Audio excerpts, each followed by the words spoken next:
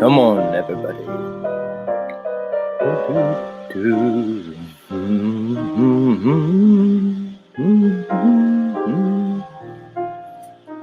Yeah. Climb aboard. The Z train is about to embark on another epic journey into the metaverse. All aboard.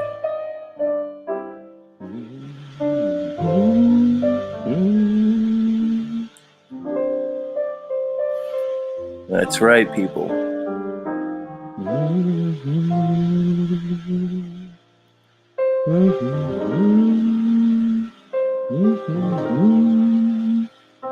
Climb on in, folks. All are welcome.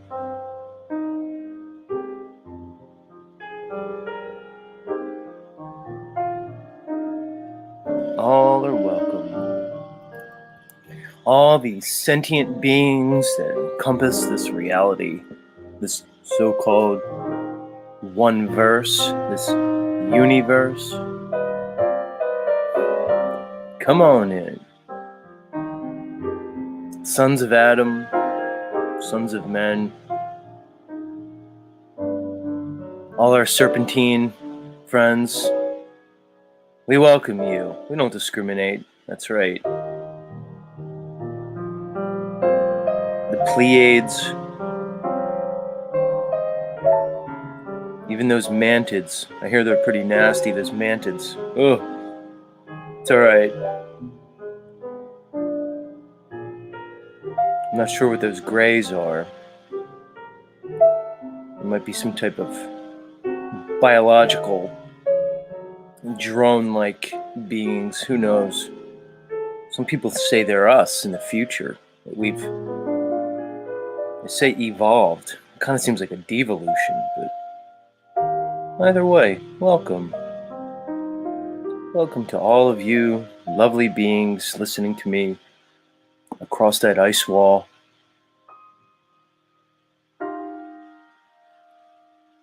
Welcome. Welcome. All are welcome. I'm waiting for David Weiss to bring me across that damn ice wall. I want to see what's going on over there. David, I hear that Iron Republic is pretty nice in like January and February. I hear it's the place to be. Forget Mexico. Forget like Florida. I'm looking at the Iron Republic. That's what I'm looking at.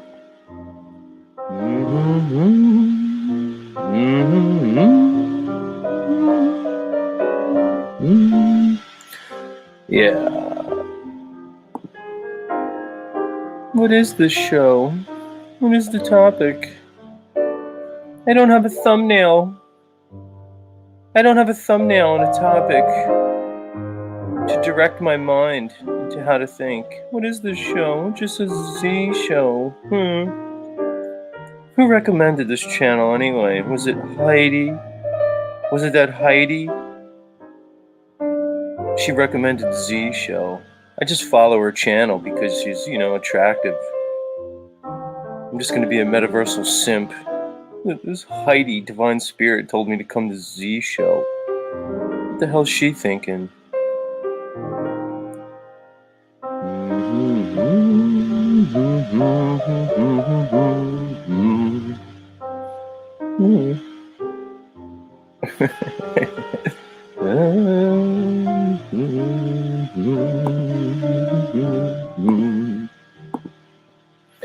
So, big announcement here on Z Show. I switched up my coffee this morning. There's a new iteration of the Z coffee morning regimen. So the big announcement is must be the time of year. We're in November, and I've switched out the honey for syrup. That's right, I say it like syrup. I don't say syrup or syrup. I say syrup. Like maple syrup.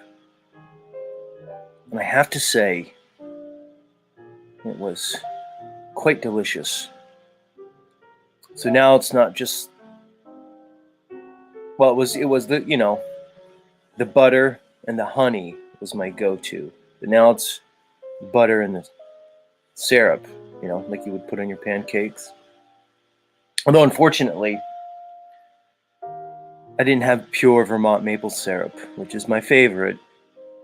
If you remember, I lived in Vermont for a number of years, and I kind of got spoiled with the local homemade Vermont maple syrup. I didn't have that. I had to go with the Aunt Jemima. And guess what, guys? It's not called Aunt Jemima anymore. Like, they had to change it. It's now just like some kind of something milling company. And there's no Aunt Jemima. Which was a bit disappointing. I mean, not that they changed the Aunt Jemima, but that I didn't have the pure Vermont maple syrup. Although I was wondering, how much changing from the Aunt Jemima label and moniker. I guess it was, considered in some way politically incorrect at this point to have a, like an antebellum era Gone with the Wind like mammy presentation on your marketing, on your, as your,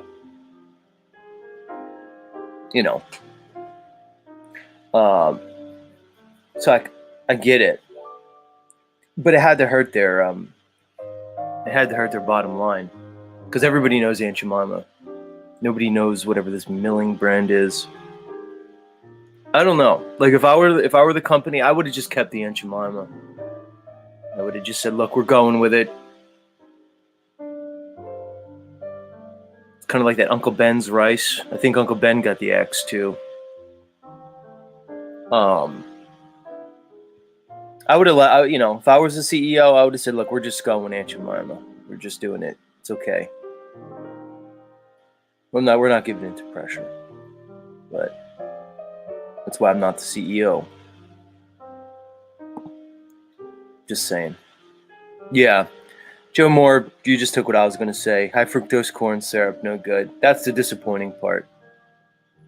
I looked and I said, this is going to have high fructose corn syrup. It was like the first ingredient. I was like, fuck. But I went with it anyway. Chuck Chuck in Tennessee said it's called Ben's Rice now. Yeah, Uncle Ben went away. They're not down with that. We're trying to forget the whole Southern thing we had here in the States. They call it antebellum slavery. Even whole movies got the axe. Apparently, there's a Disney movie. It was called Song of the South. It had the classic Disney tune Zippity Doo Dah. It had an Uncle Ben like character singing the Zippity Doo Dah.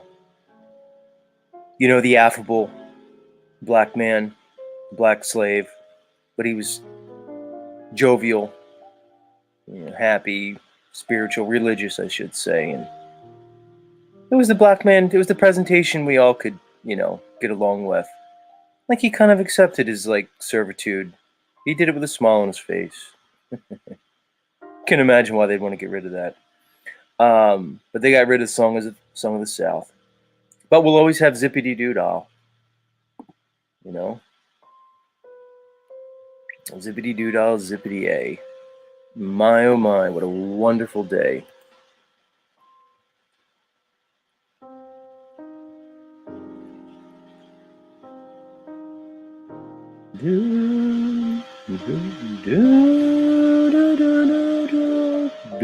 What is this show?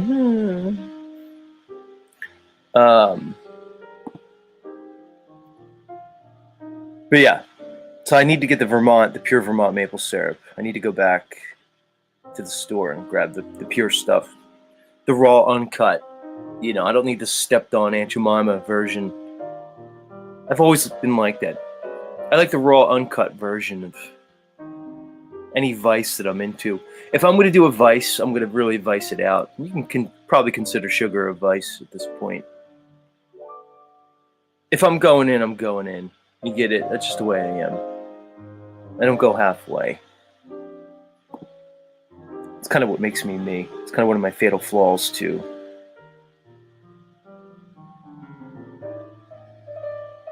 Glyph says, was he singing it out of his asshole?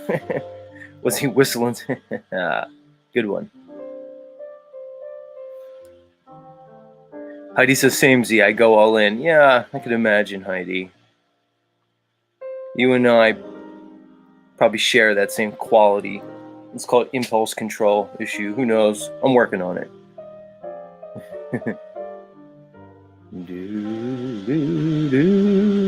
Yeah, Joe Moore says refined sugar is more addictive than cocaine.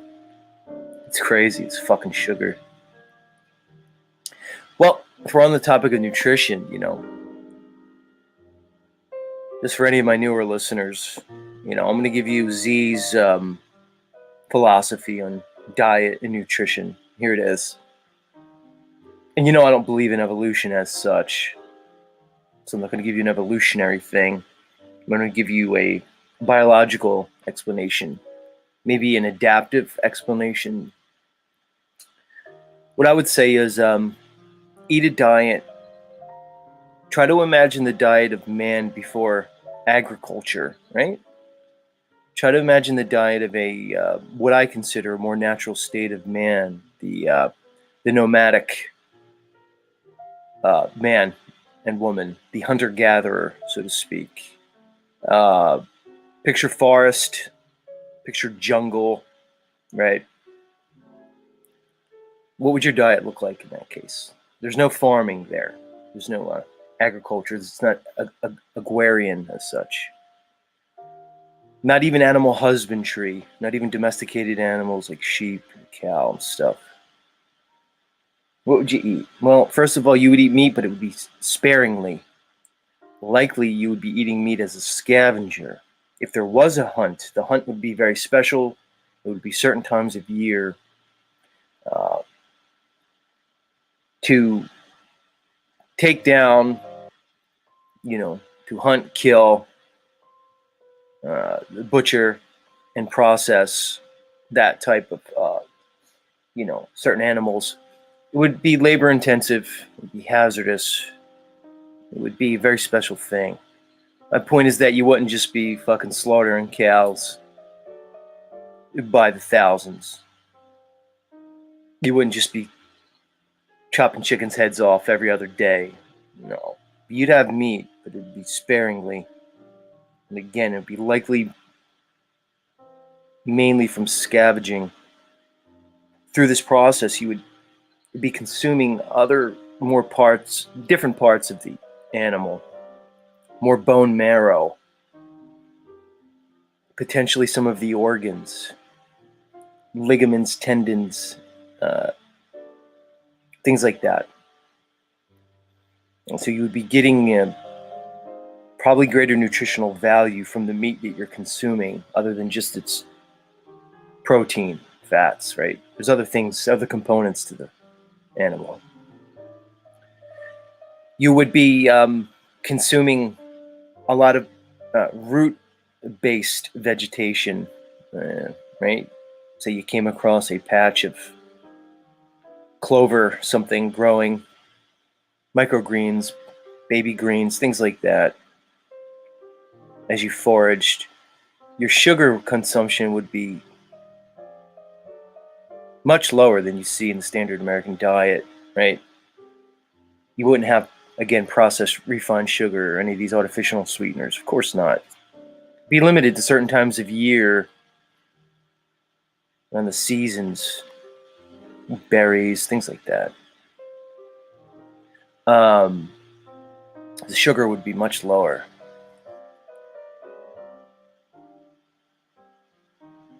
And you wouldn't have what I feel is the primary issue with the standard American diet, and that's grass products, which again are a product of agriculture.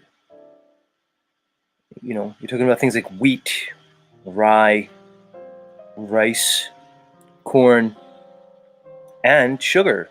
Remember, sugar comes from sugar cane, which is a grass. These are all grasses. You wouldn't have those. These are products of domestication. These are products of agriculture. You wouldn't see that. Modern concept of history is going to say that it's been the last 10,000 years where we've seen the rise of this type of diet, this type of lifestyle, okay? So you want to go back to man and the more hunter-gatherer state. To me, that's a diet that's more natural. And I think the effects of this more modern diet can be seen in things like systemic inflammation, right? What does that mean? To me, it just means your body is responding to something that it's not accustomed to. Sure, you can process it on a gross sense for macronutrition. You can get your carbohydrates, your fats, your proteins from many of these more modern types of foods, but it seems as though the body responds to them in a defensive way, and it initiates a systemic inflammatory response. When I say systemic, it means body-wide. You can see the effects of this systemic inflammation through the different diseases that are classified under the standard Western medical model. Arteriosclerosis, plaque buildup, high blood pressure, diabetes, what can be called metabolic syndrome, which is a constellation of many of these things, obesity, rheumatoid arthritis, the C word, which apparently we're not allowed to talk about on YouTube, so we'll just call it the C word. Forms of dementia, Um, and YouTube, before you want to label me with medical misinformation, you might want to check my credentials first. Just saying. Um, these things, to me, are evidence of this standard American diet,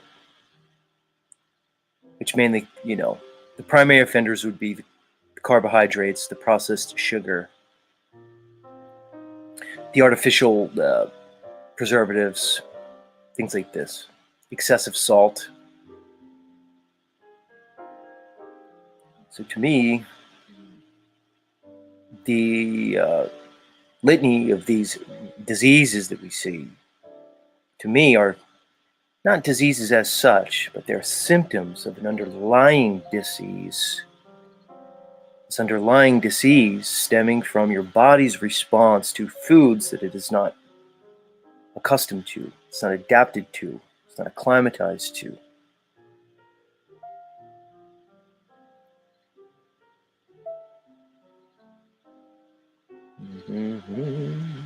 So, the high fructose corn syrup in my coffee this morning is probably not the best option for me, but I went there anyway, in spite of these things.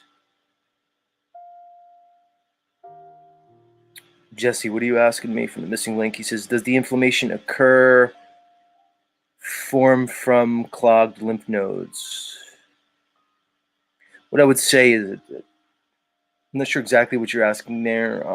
You might have had a typo, but what I'll say is it's all linked. Okay, so if you're showing systemic inflammation, what I should say is the systemic inflammation will be evidenced in it with a number of signs and symptoms. Now, effects on the lymphatic system, I would imagine, can be part of that presentation, right? So any issues with the lymphatic system, because the thing we find about the human body is there's a very delicate homeostasis that must be maintained for you to exist in a healthy way, for your body to be functional. If you look at a term called sequela, you can see this evidenced. You can see the multitude of effects that could be caused by, say, a singular issue. Those effects can then cause a multitude of other effects, and you have a cascading phenomena that happens with one's health. Add in pharmaceuticals and the potential adverse effects, and you can see the issue. That's why my philosophy on health is to always get to the root of. But you can look at the term radical. People think radical means like crazy and out there, but radical just means to get to the root of something. I take a radical approach to health. That's why I recommend this. Some may call it a paleo type of diet. If anybody's really interested, I would encourage them to look up what's called the Pegan diet, which is just a way of eating. Don't think of diet as like a bad word. But the Pegan, it's basically if you take the word vegan and substitute the V with a P. What it does, that particular diet plan, it combines the best aspects of the Paleolithic diet with a vegan diet. Because a vegan diet is very heavy on vegetables, which a paleo diet is not. So it incorporates the vegetables into the Paleolithic diet. The Paleolithic diet is very intent on avoiding all the aforementioned agricultural products. Like I said, the grasses, the refined sugar, the preservatives, things like that. So to me, that is, if you just want to be able to find a prepackaged, they're going to give you the recipes, they're going to give you what to eat, what not to eat.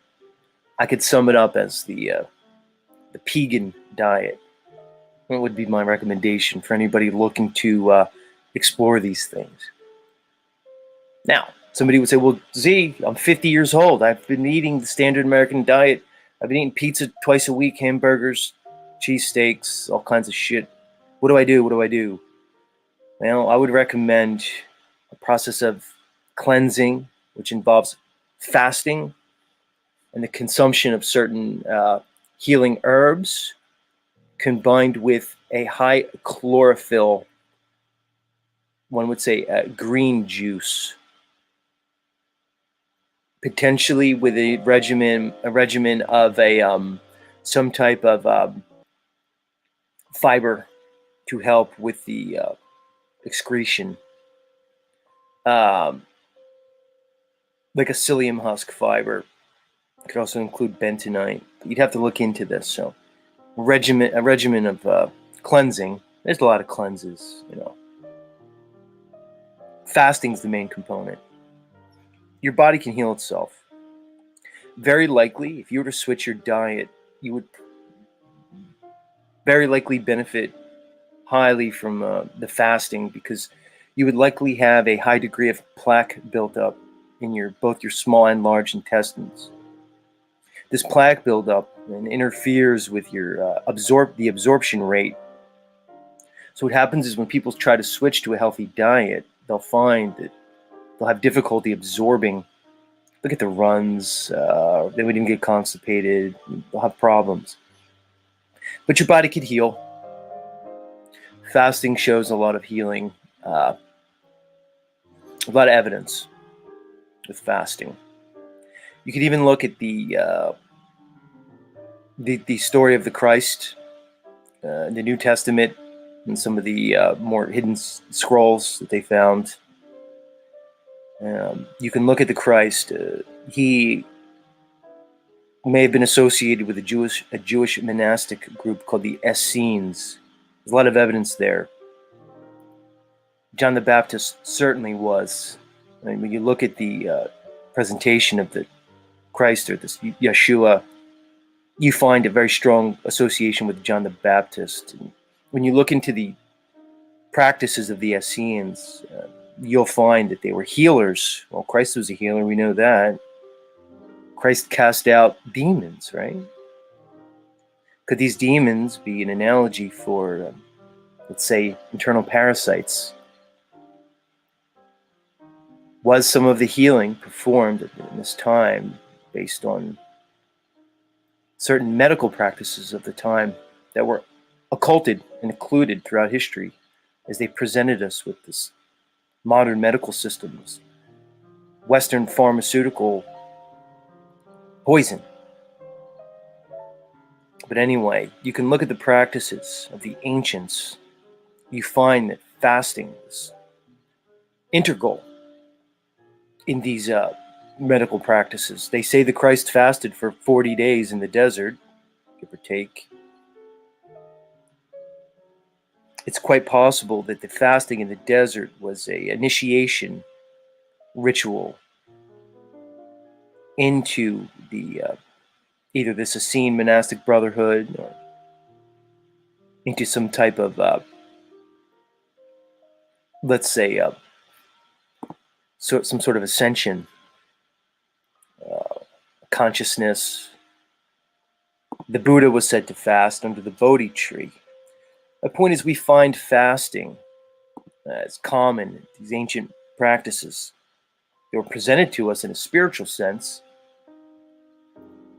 There seems to be a spiritual component, but what's often overlooked is this medicinal component, the mind, body, spirit component. There's a lot to this. Anyway, how did we get off on this? How did we get here?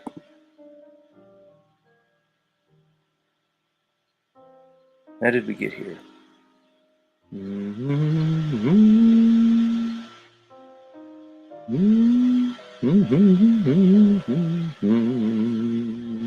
Jesse says he's been doing a 3-day water fast, but done the master cleanse. Nice. Yeah, good for you, Jesse. So you're on to it. Good stuff, man.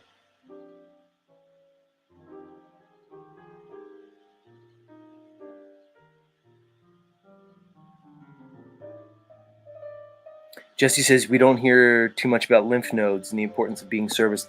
Jesse, there's a type of massage that actually focuses on lymph node and lymphatic circulation that exists.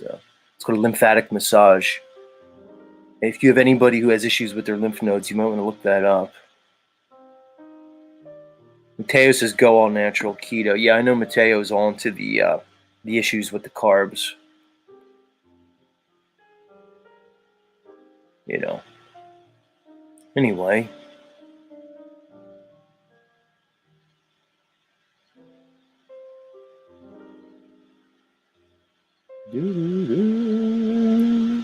Where are we?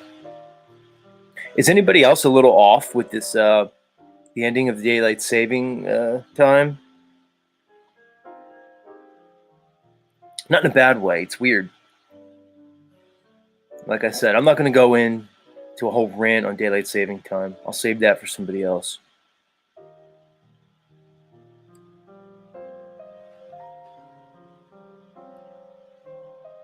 It's almost too easy to just go down that road. Callaway Crusher. You can't help yourself, can you? Well, certain people in this metaverse have just such strange personalities about them. It just comes right through. So weird. I told you, Callaway Crusher. I bet I could outdrive you. You get out your Callaway driver. I'll get my old driver that I haven't picked up in like 20 years. Get your ass out there. We'll get my ass out there in the driving range. 10 strokes. I'm going to beat you. Longest drive wins. Come on, Callaway Crusher. You down for it? We can film it and everything. It'll give me an opportunity to get my old clubs out. I'm not a huge golfer.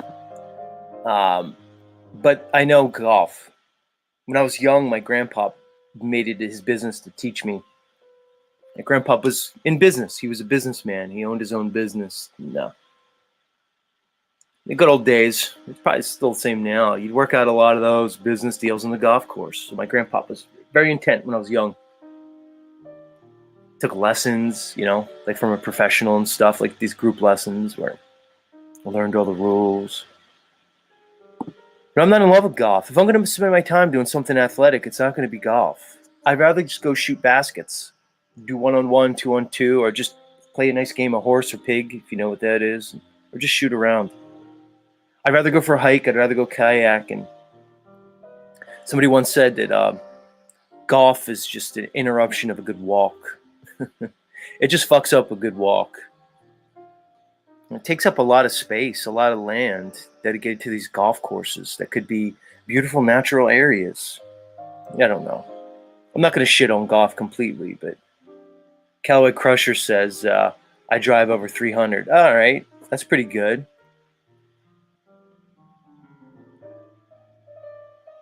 No doubt.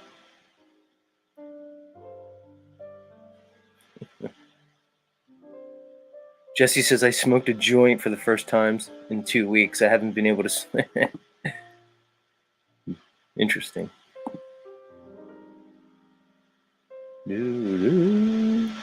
All right. Let's get the show started, everybody. Loving it here. Yeah, Uncle Rick feels the effects of this daylight saving time. Like this morning I got up. It was like 4:30,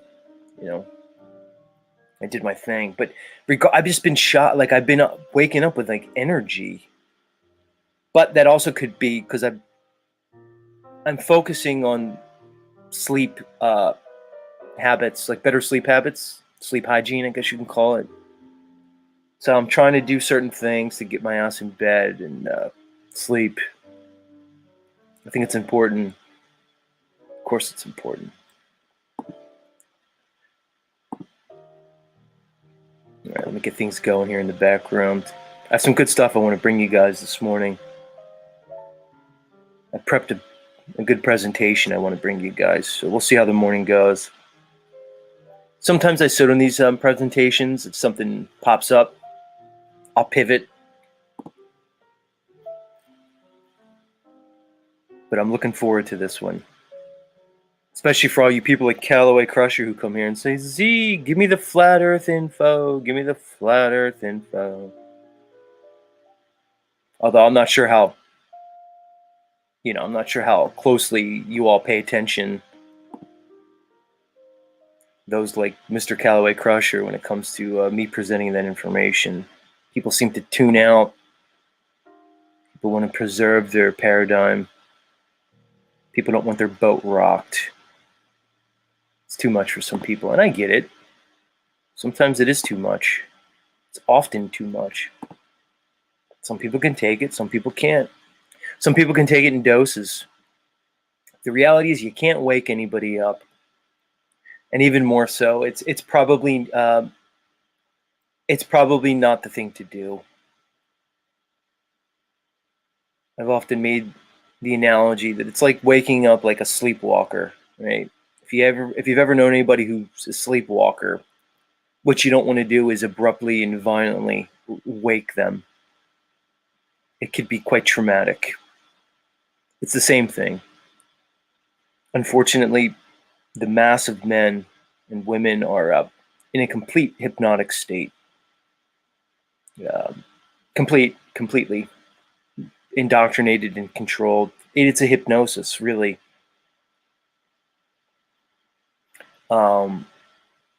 It's not nice to do to somebody. They have to do it on their own.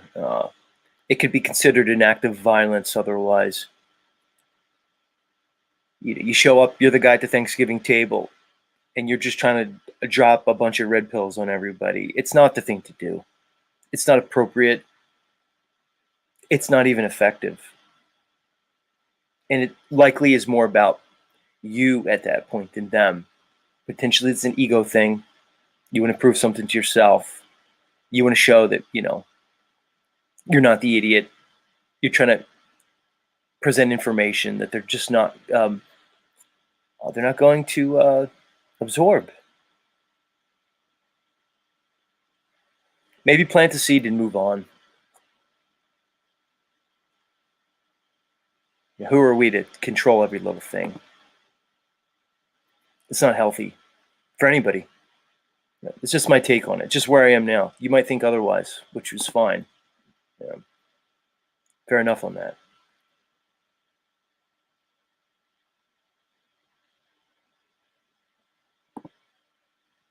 All right, ladies and germs, let's get this show rocking and rolling, everybody. You guys didn't come here for nothing. Oh, you streamer. I see a lot of you people I can tell were up all night. I've seen you on other streams. I kind of checked in. But either way, welcome. That's what we're here for. I'm ready for it. Let me prepare the vocal folds. Yeah. Here we are. Hola, folks.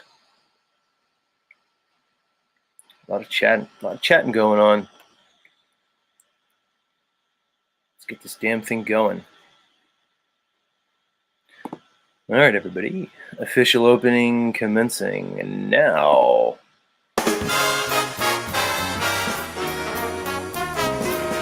That's right, everybody.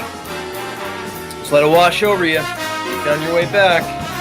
Good morning, everybody. Grand Rising, Grand Approach. Welcome back to Z Show. That's right. I'm your host, Zetetic Warrior. You could just call me Z. See that letter right down there? It reminds you, I'm Z. And we're broadcasting live and in living color around the level horizontal realm that we call Earth. Earth, a word that's an anagram for heart. If you think it's a coincidence, think again. And we welcome all the sentient beings around this realm, even the ones beyond the ice wall. Like I said, David, I want to meet them. I want to meet the Anunnaki. I want to meet the Lemurians. I want to meet all those weirdos out there. I don't know if they're ready for me, but I'm ready for them. And we're going to have a lot of fun this morning, guys. We always do. Sometimes there's tears. It's always an emotional roller coaster here. That's why people like Heidi are here. She loves the drama, but we don't loop. I'm not going to continue to loop here. We'll let everybody else loop.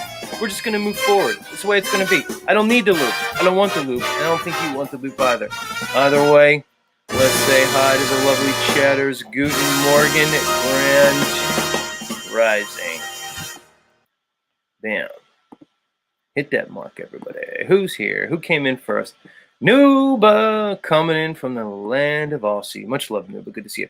Access Rap Blood. He says, thank you for the gift of the Z show. The looping stops here. It does stop here, Rap Blood.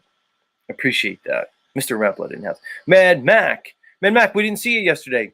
You popped up and then you didn't come back. Maybe you couldn't figure out the echo issue.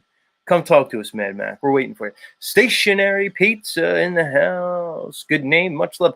Bane Bear, likely on his way to his job. Much love, Bane Bear. Got to support the family. Got to support those kids. Raise them kids up right, Bane Bear. Joe Moore, shalom, good sir. Solver Mist in the house. A Bear Jew, Uncle Rick. Much love, much love. Jesse from the Missing Link. Good to see you, good sir. Steve, the HMF by C, in the house as always. Much love. Steph Davis, our resident meltologist. Much love, Steph. Who else is here?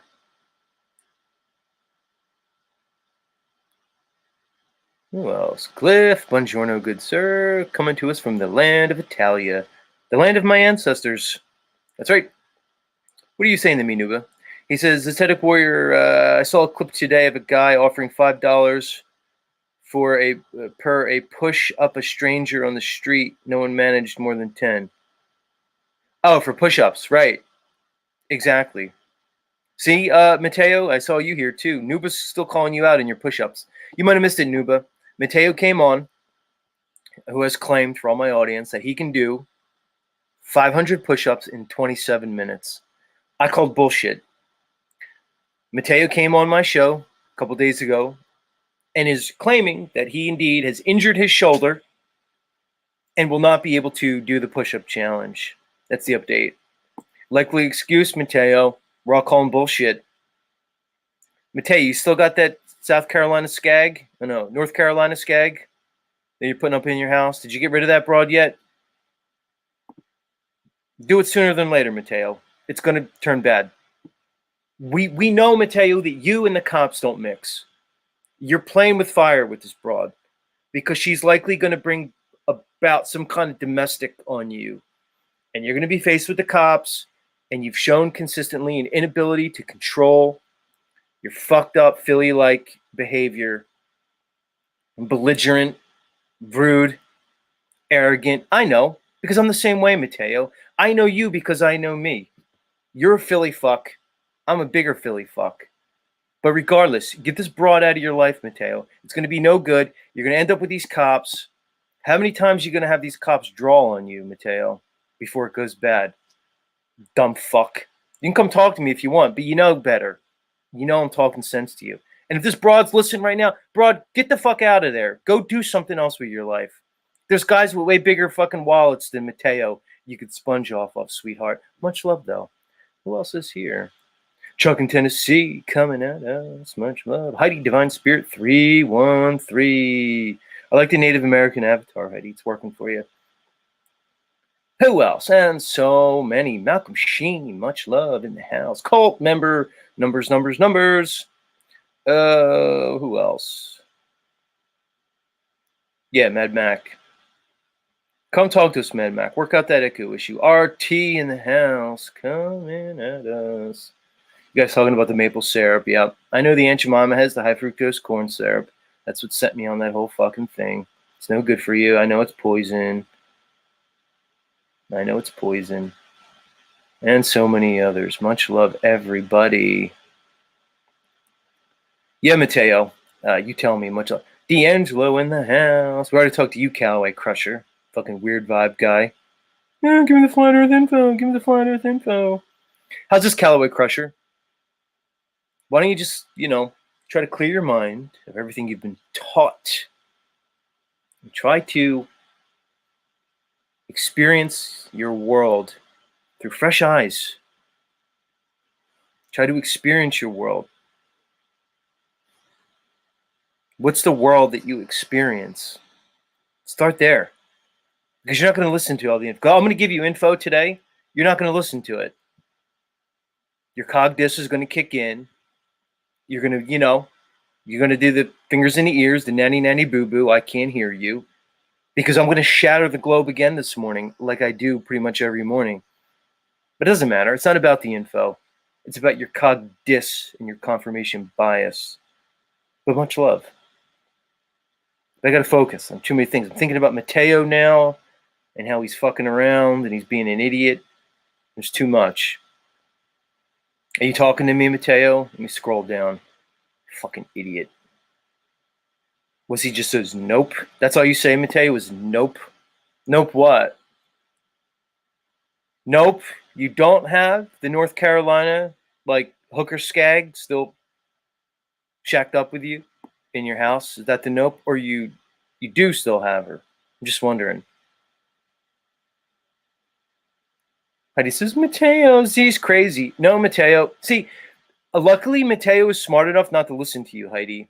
He knows that you're not going to give him any useful information. He knows to listen to me. He's just too fucking stubborn and egoic to admit it. That's all it is. That's all it is. Rocky Shepard in the house. Michael Gregory. Much love. Much love. He says, oh shit. We'll talk to you later, Mateo. Don't get me fucking... I'll end it there with you, dude. Fucking crazy, man. Lunatic. All right, what time is it? Are we in the second hour? Yeah, we're approaching the second hour. All right, let's take a little musical interlude. Give me a chance to reset, reboot. We'll come back with the next segment. You're not going to want to miss it, especially all you people who come here and say, Z, give me the info. Tell me about my reality. I don't want to think. Just tell me. And then I'll make fun of you, and I'll just do everything I can to counter everything you say. Because I just want to preserve my world. I love my identity so much. I need my identity. That's all I have. I have to be this person. If I'm not this person, then who could I be? How about a child of God? How about a child of the kingdom? How about a child of creation? Maybe be that. Why do you have to be the thing that they told you to be? Why do you have to define yourself based on an artificial construct? Why do you have to be what the social engineering is telling you to be? You don't have to be that. You could be so many other things. Get with it, people. To fucking come here every morning and do this? I guess I have to. Either way, let's take a little brief musical interlude. And I'll come back and drop some bombs on you people. What's this show all about? What is this show? Who is this guy? He's in a dark room. Loser failure. Loser failure. Give me a break. Where's my music? Where's my music? There's only one person I could play right now. I just need one person so we could sing along, and he is going to bring the vibes up to a level likely never seen here on these airways. There's only one man to do it. Where are you, good sir? There you are.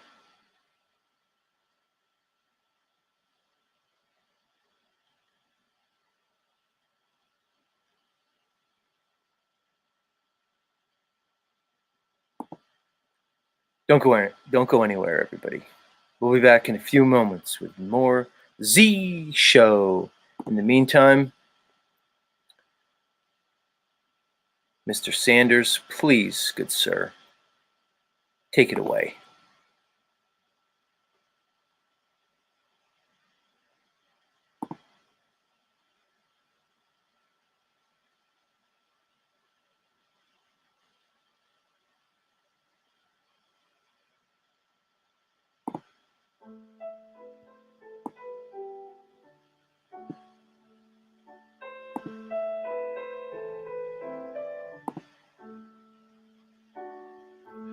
All around me are familiar faces, worn out places, worn out faces, bright and early for their daily races, going nowhere, going nowhere.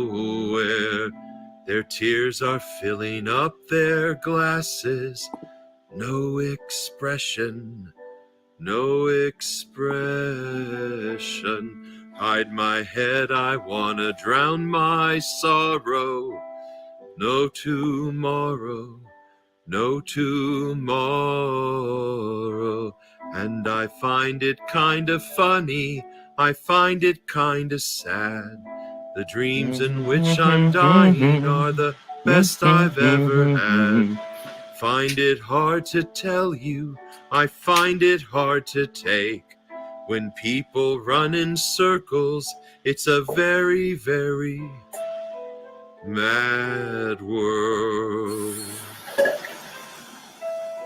Mad world. Children waiting for the day they feel good. Happy birthday, happy birthday. And I feel the way that every child should. Sit and listen. Sit and listen. Went to school and I was very nervous. No one knew me. No one knew me. Hello, teacher, tell me what's my lesson. Look right through me.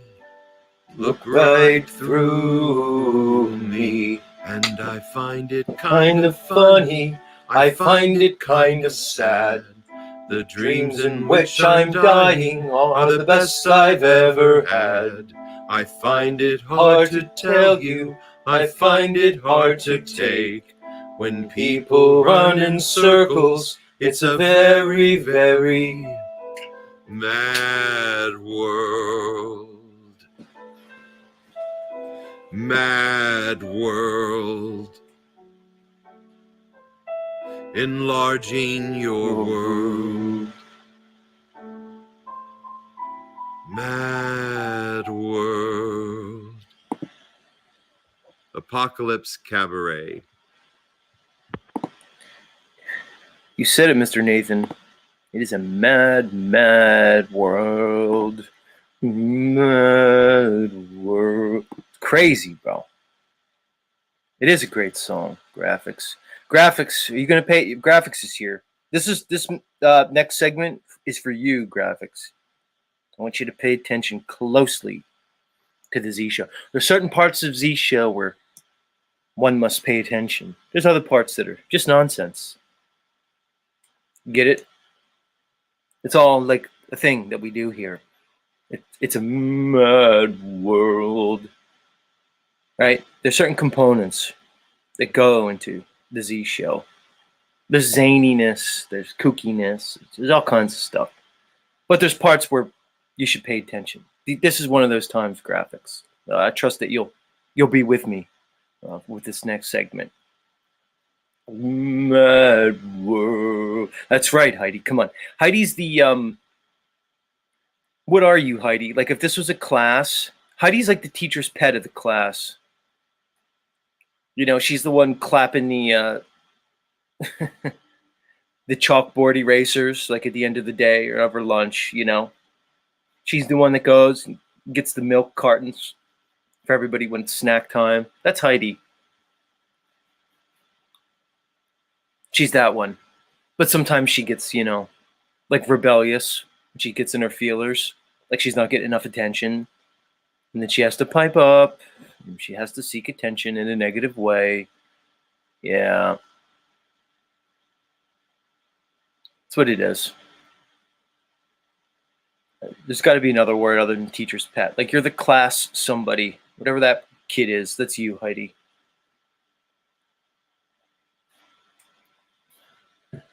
Whatever the fuck that is. Are you still here, Mateo? You need to pay attention to the segment too, dummy. I should do a segment on, you know, not housing like random Kensington Avenue street hags. Maybe when I do that presentation, Mateo, you'll listen up. Get it? Good sir? Maybe that'll be the presentation tomorrow for the Z Files. Is how not to like bring in like, you know, stray ladies into your house, Mateo. Do you want to?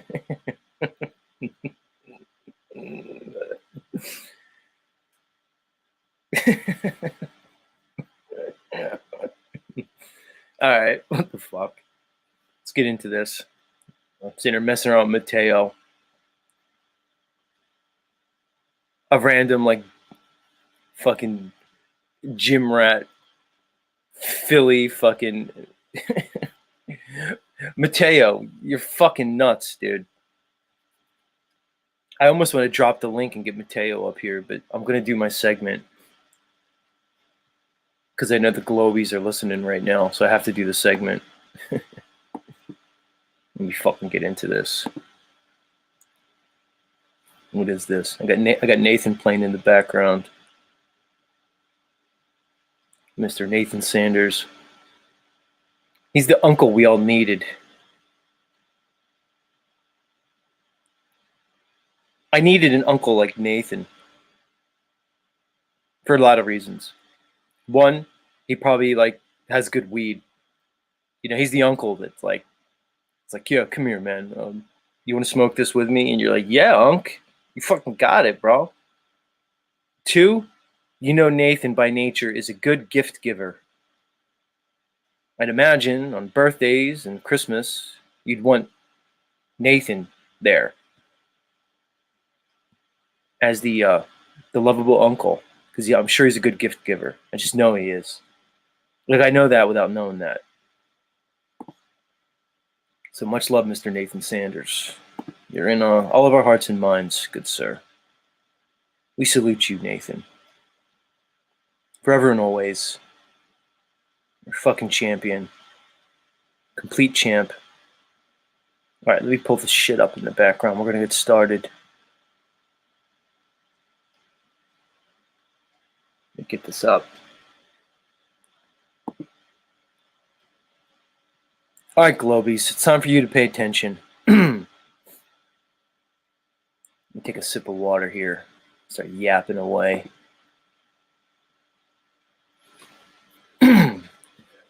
Me. All right, yeah. Cough into the mic, see? That's the thing to do. Graphic says Nathan's giving jet skis for Chris. Something. You know Nathan's gifts are going to be, like, thoughtful, endearing, you know. He's going to think about it. Yeah, Uncle Nathan. Everybody needs Uncle Nathan. Everybody does. All right. Let's get into it. For today's edition of Z Files, I'm going to bring to you one of the primary globe killers that has been known for hundreds of years now. And it's Mount Canigou. Everybody. Now, some of you long-time flat earthers, when I say Mount Canigou, you're like, oh yeah, Mount Canigou. But for some of the newbies, some of the uninitiated, this is going to be new information. Let's get into it, all right? Because I consistently tell many of you that one of the reasons I can tell you for sure that we do not live on a globe, or at least a globe with the measurements and proportions given to us of roughly 25,000 miles at the equator in circumference, the reason that globe is impossible is because we can observe things way too far. What do you mean, Z? What do you mean, Z? What I mean is, if we can see things at great distances, it disproves the purported curvature of their globe. We say, what do you mean, Z? What do you mean? What I mean is, if we live in a globe, it has to curve. It means oceans and bodies of water have to bend. They have to show and evidence convexity. Otherwise, you wouldn't be able to have a globe Earth that is 71% water. You get what I'm saying? There must be curvature for there to be a globe. So contrary to what so many people say to me, is, see, how could you know? You can't get high enough. Who can get high enough to see the curvature? Well, there's other ways to either show, or should I say, there's other ways to either prove or disprove curvature than high altitude observation. We can use observations right here on the ground to disprove this supposed curvature. We can show that no curvature indeed exists, at least based off the circumference of this supposed globe. And then you would say, oh, Z, well, maybe it's just a really big globe, a really, really big one, much bigger than they say. Well, the reality is we could observe things at great distances. So great, in fact, that if indeed this were to be a globe, the globe would have to be orders of magnitude larger than what they tell us, to the point where the Earth would be exceedingly large, would throw off all their math, would throw off all their theories of gravity. In short, long distance observations debunk the globe on their face, especially long distance observations over water, which this next example is. Let's get into it. Are you ready? I see you, DeFreak. You're another one. Glad you're here. Listen up. Maybe type a little less and listen a little more over the next few moments, DeFreak. I'm just saying. You probably won't do it.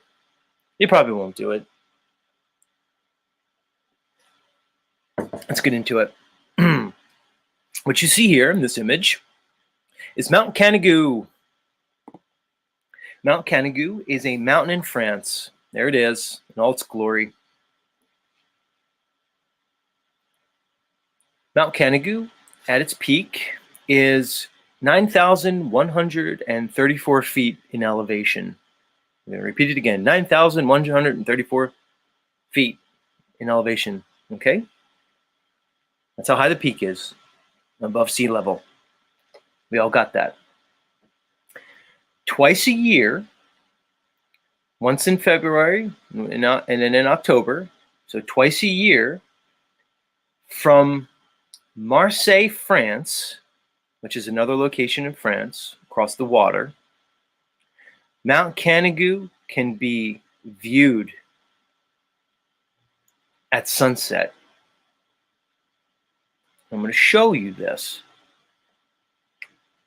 Let's get started.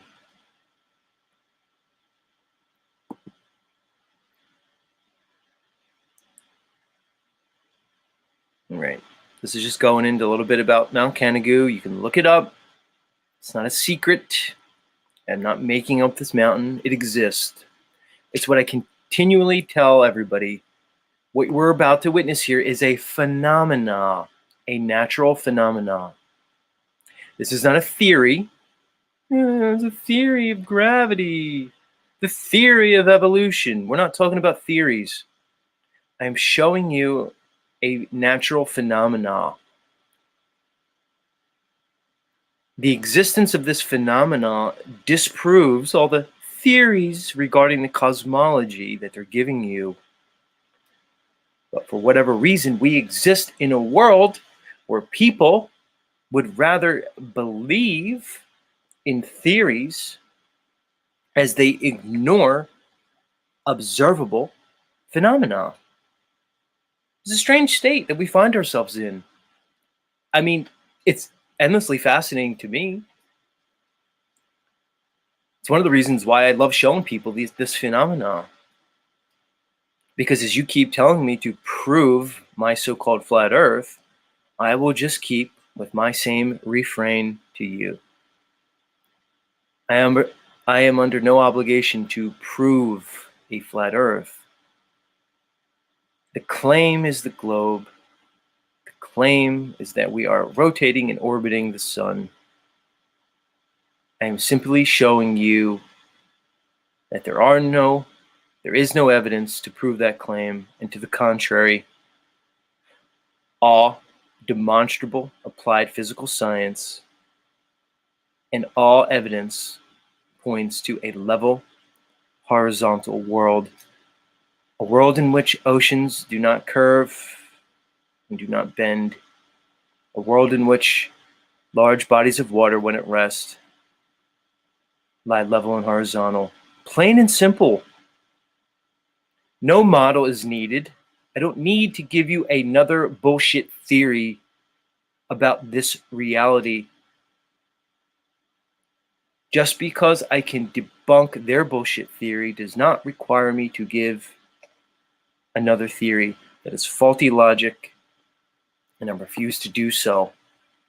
I will just continue to show you evidence that is contrary to what is being told to you by popular academia, mainstream science, and the so-called education system. So anyway, what we're looking at here in this image is a sunset filmed through a telephoto lens. You're going to see a particular phenomenon happen in regard to Mount Canigou, because as I said, we are observing this sunset from Marseille, France. Okay? And we're looking straight in the direction at Mount Canigou. As I said, twice a year, in February and October, a very special thing happens. From this angle, from this perspective, the sun sets, and I'm going to say sunset in quotes, behind Mount Canigou, making it visible. The silhouette of Mount Canigou becomes visible during these two times of year from this location of Marseille, France.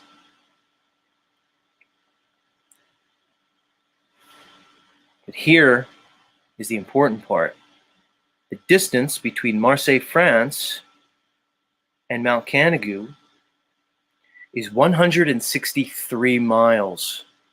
I want you to think about that. I want you to think of where you are right now where you are, and I want you to think of a town, a city, anything, any geographic location that's 163 miles from you. All right, have you done so? Good. I have. Now I want you to picture in your mind's eye, if on a globe, if you think there'd be any way possible that you could see anything from your location to that location, 163 miles away, because I assure you, you could not. And we'll get into the numbers in a minute. But let me show you the phenomena first. As we watch the silhouette of the entire Mount Canigou from 163 miles away being observed over water. You ready? Here we go. We're going to do it.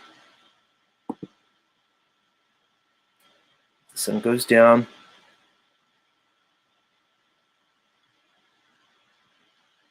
Here it is. We see the full mountain range in view.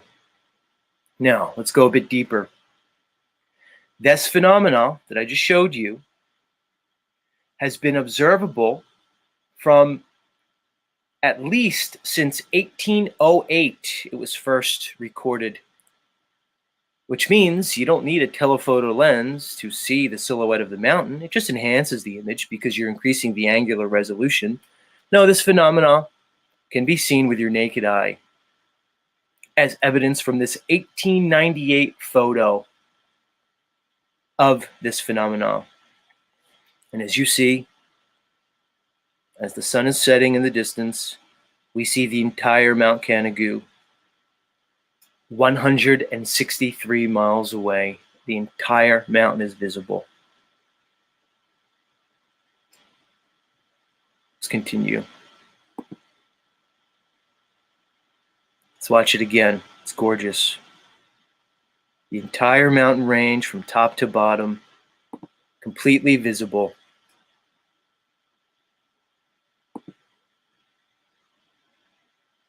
Is just another angle.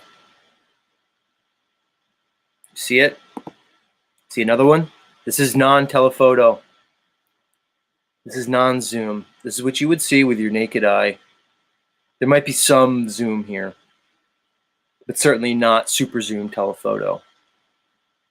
And as you can see, the entire mountain is visible from 163 miles away. Note the observer height with this view right here, the one I'm showing you, is 1,000 feet above sea level. Okay, you might say, oh, he's so high. No, because I'm going to show you the math. And I'm going to show you how, on a globe, it would be literally impossible to see any of the mountain. You wouldn't see any of it, not even the peak on a globe, much less the entire mountain from top to bottom. Let me continue.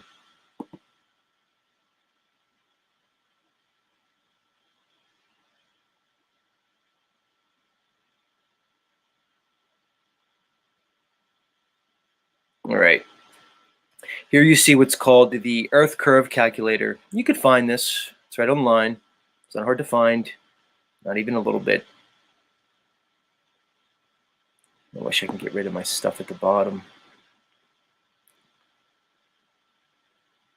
This isn't the Flat Earthers Earth Curve Calculator. No, this is just the Earth Curve Calculator because, as I said, if we live on an Earth that is 24,901 miles in circumference at the equator, you can very easily figure out the curvature should be. It's not hard. They're using an equation here, which is based on trigonometry, but it's just this trigonometric equation is just derived from the simple Pythagorean theorem. If you know anything about circumference, then you might know a little bit about diameter. From the diameter, you can easily figure the radius. Based on the radius, you can use the Pythagorean theorem to know what the drop should be at any given distance on this supposed globe. They just made it easy right here. They convert it to a trigonometric equation, which now you can just use. You could do it yourself, guys. You don't have to trust me. You don't have to trust this Earth Curve Calculator. You can do it yourself. What it is showing here, plainly, is that if you're looking at Mount Canigou from 163 miles away with an observer height of 1,050 feet,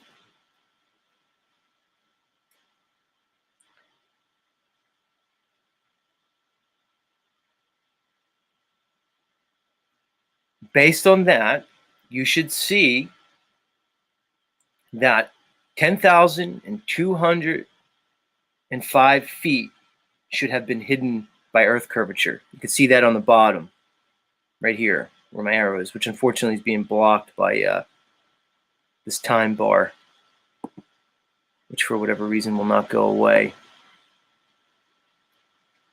Do you get it, guys?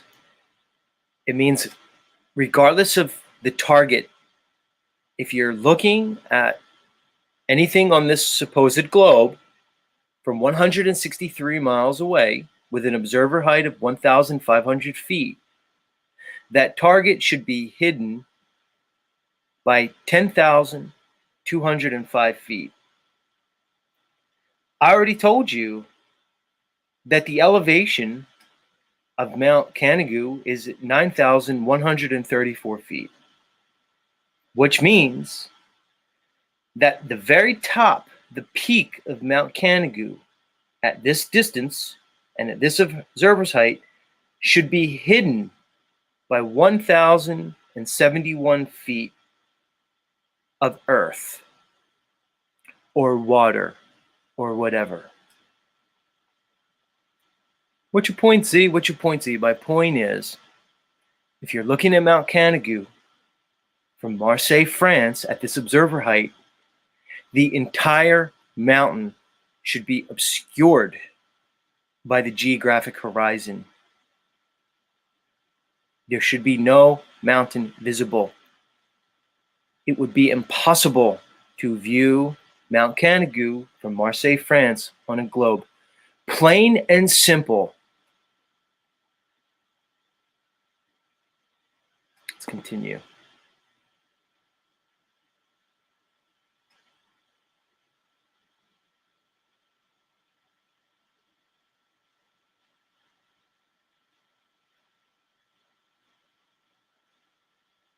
And you could research, you can verify all these things. Like I said, this has been an observable phenomenon since at least 1808 when it's been recorded. Very likely, it's probably been observed throughout history as long as people have inhabited that area of France.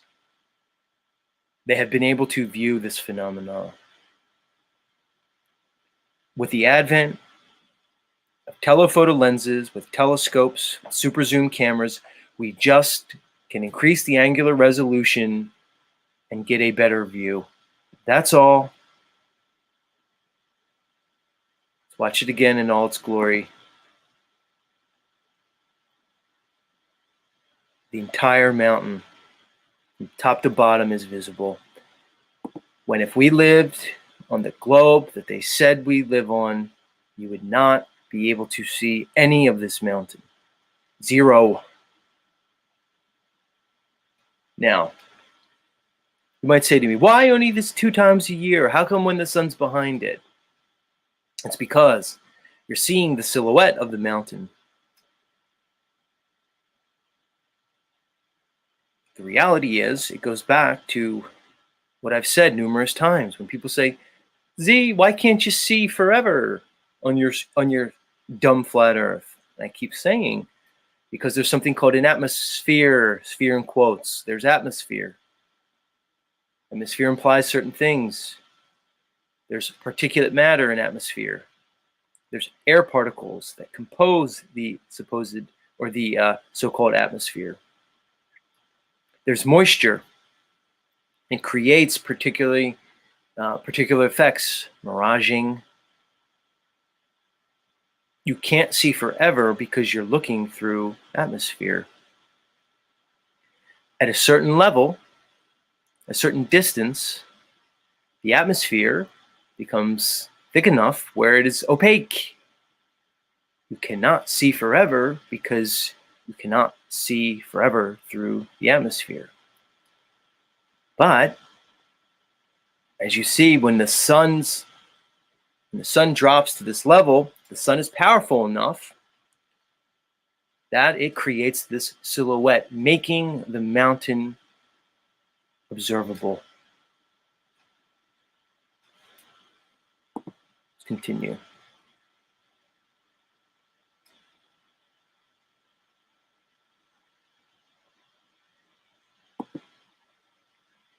You see it?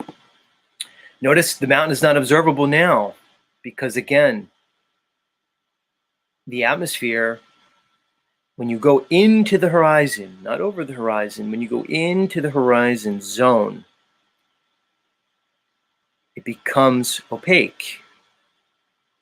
Thus, the mountain is not viewable in this image because of the existence of the atmosphere. But again, as the sun moves further into the distance, as it appears to set, due to the principles of perspective and convergence, as things converge to a focal point, and as the sun appears to set, but it is merely moving into the distance beyond the mountain, plain and simple, we see the silhouette of the mountain begin to appear. See, as it begins to appear,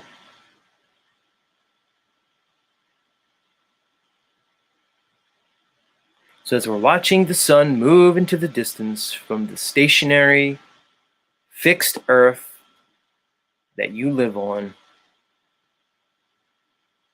as we watch it happen, we see this amazing phenomenon.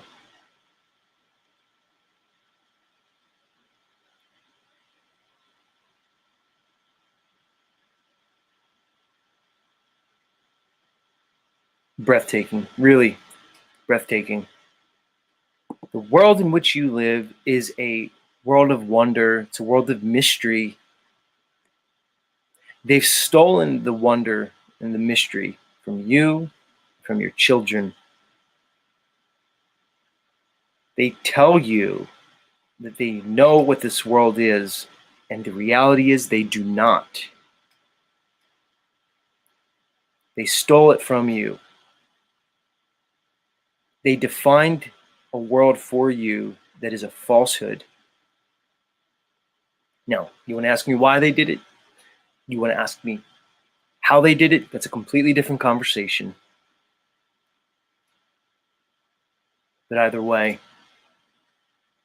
how much longer are you going to live knowing that you were deceived in such a massive way? How much longer are you going to ignore that fact? How much longer are you going to bury your head in the sand and pretend like what I'm telling you is not real? Because as I've said often, it's one thing to be ignorant, but when you've moved into being willfully ignorant, you've now entered into insanity. Because you can lie to everybody else, but when you're lying to yourself, you are truly insane.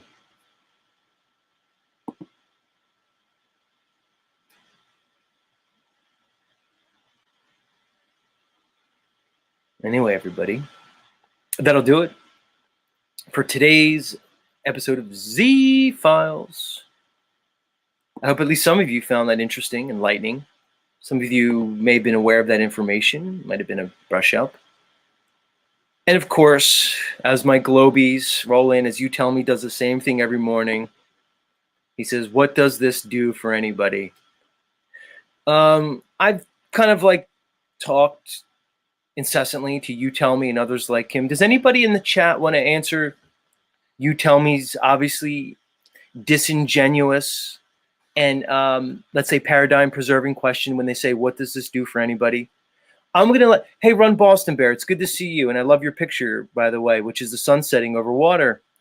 Run Boston Bear, do you want to attempt to respond to You Tell Me when they say, what does this do for anybody? You're basically saying, what does it matter? Run Boston Bear says, seeking the truth is valuable and should be done. It's easy to find that we have been deceived about where we live. Well, it's a great answer. Thank you, Glyph.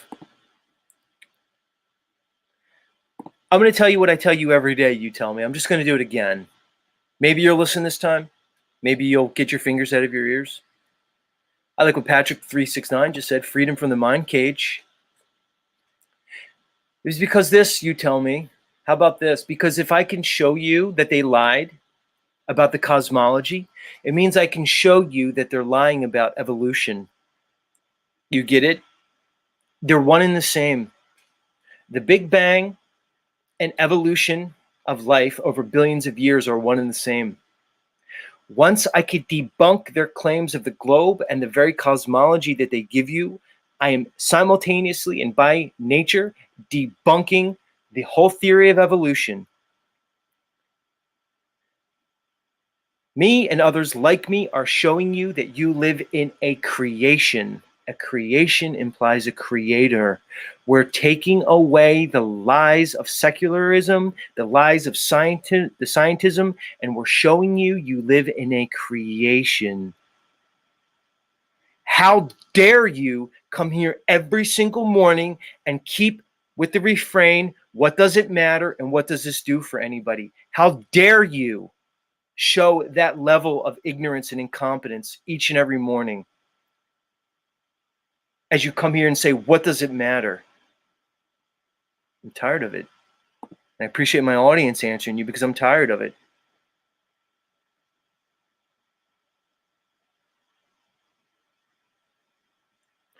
You tell me, says, I'm sorry, I just see no definitive proof. That's your problem. You're looking for me to prove something to you, and your logic is flawed.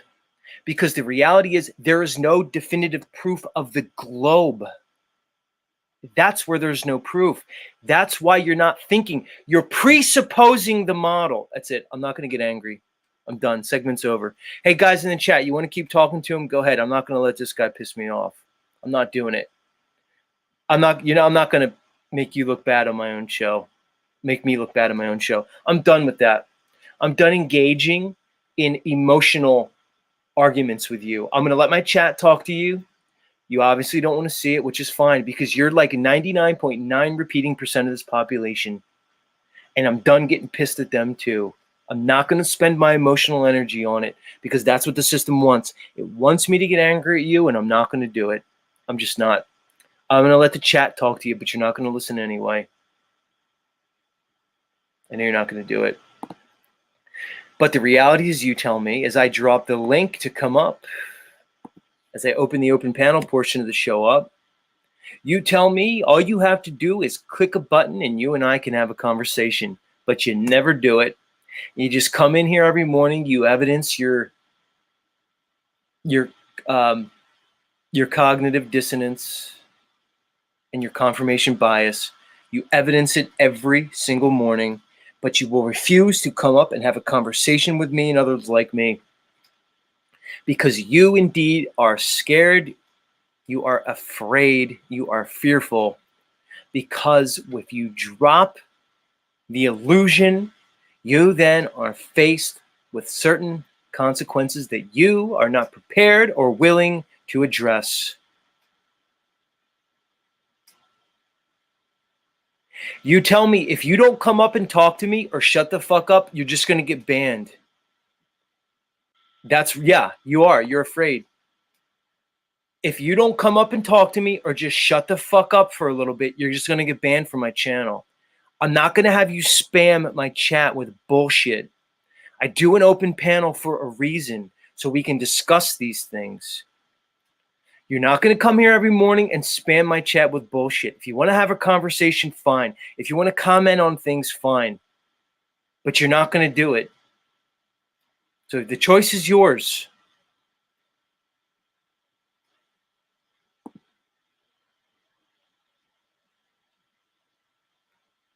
Oh, so now your excuse is your kids are sleeping. You can't speak, your kids are sleeping. Unbelievable. Doesn't matter.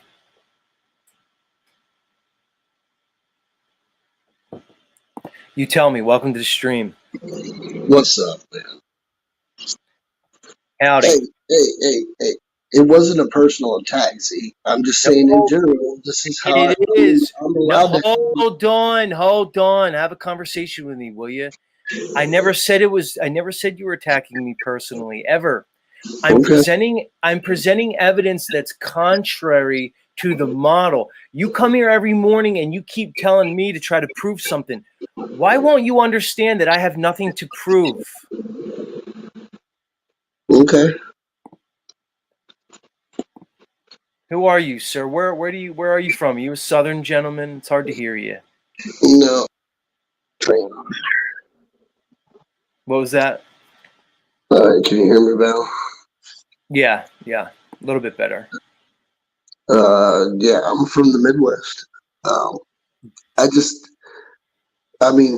You're using science to try to prove it. The science that I understand is not absolute for what type of calculations you're trying to get. I don't know. You just said a bunch of words that make no sense. You tell me. You just said a bunch of jumbled up word salad that made no sense. Can you try to sum up your thought again?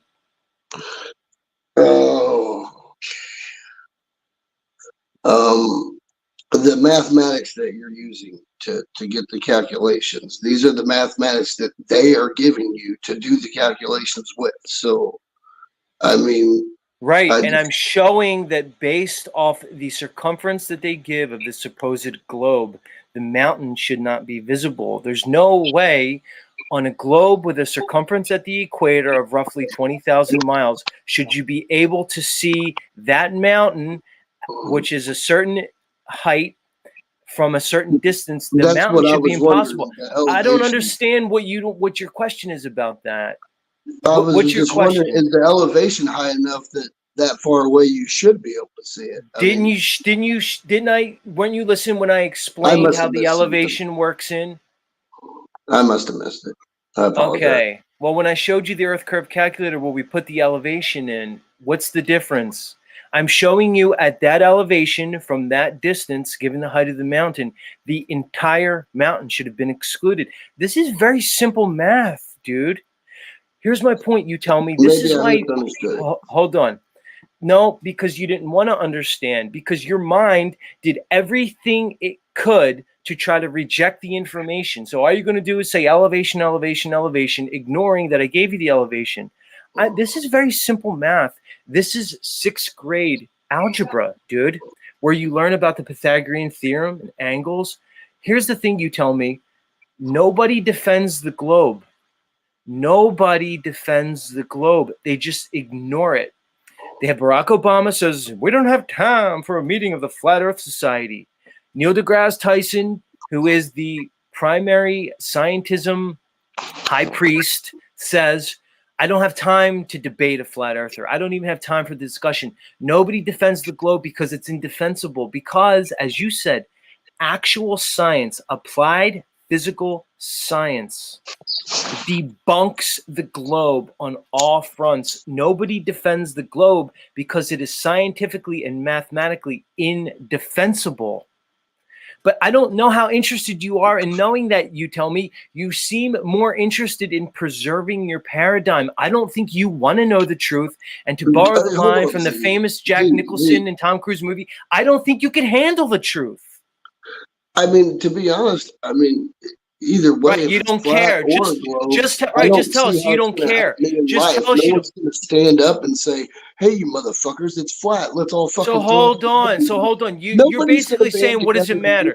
You're basically saying to me, what does it matter? So is flat Earth like the basis for the change in the world, that we're all going to band together as flat earthers? And no, it uncovers the deception. It's demonstrable. It doesn't have to be debated.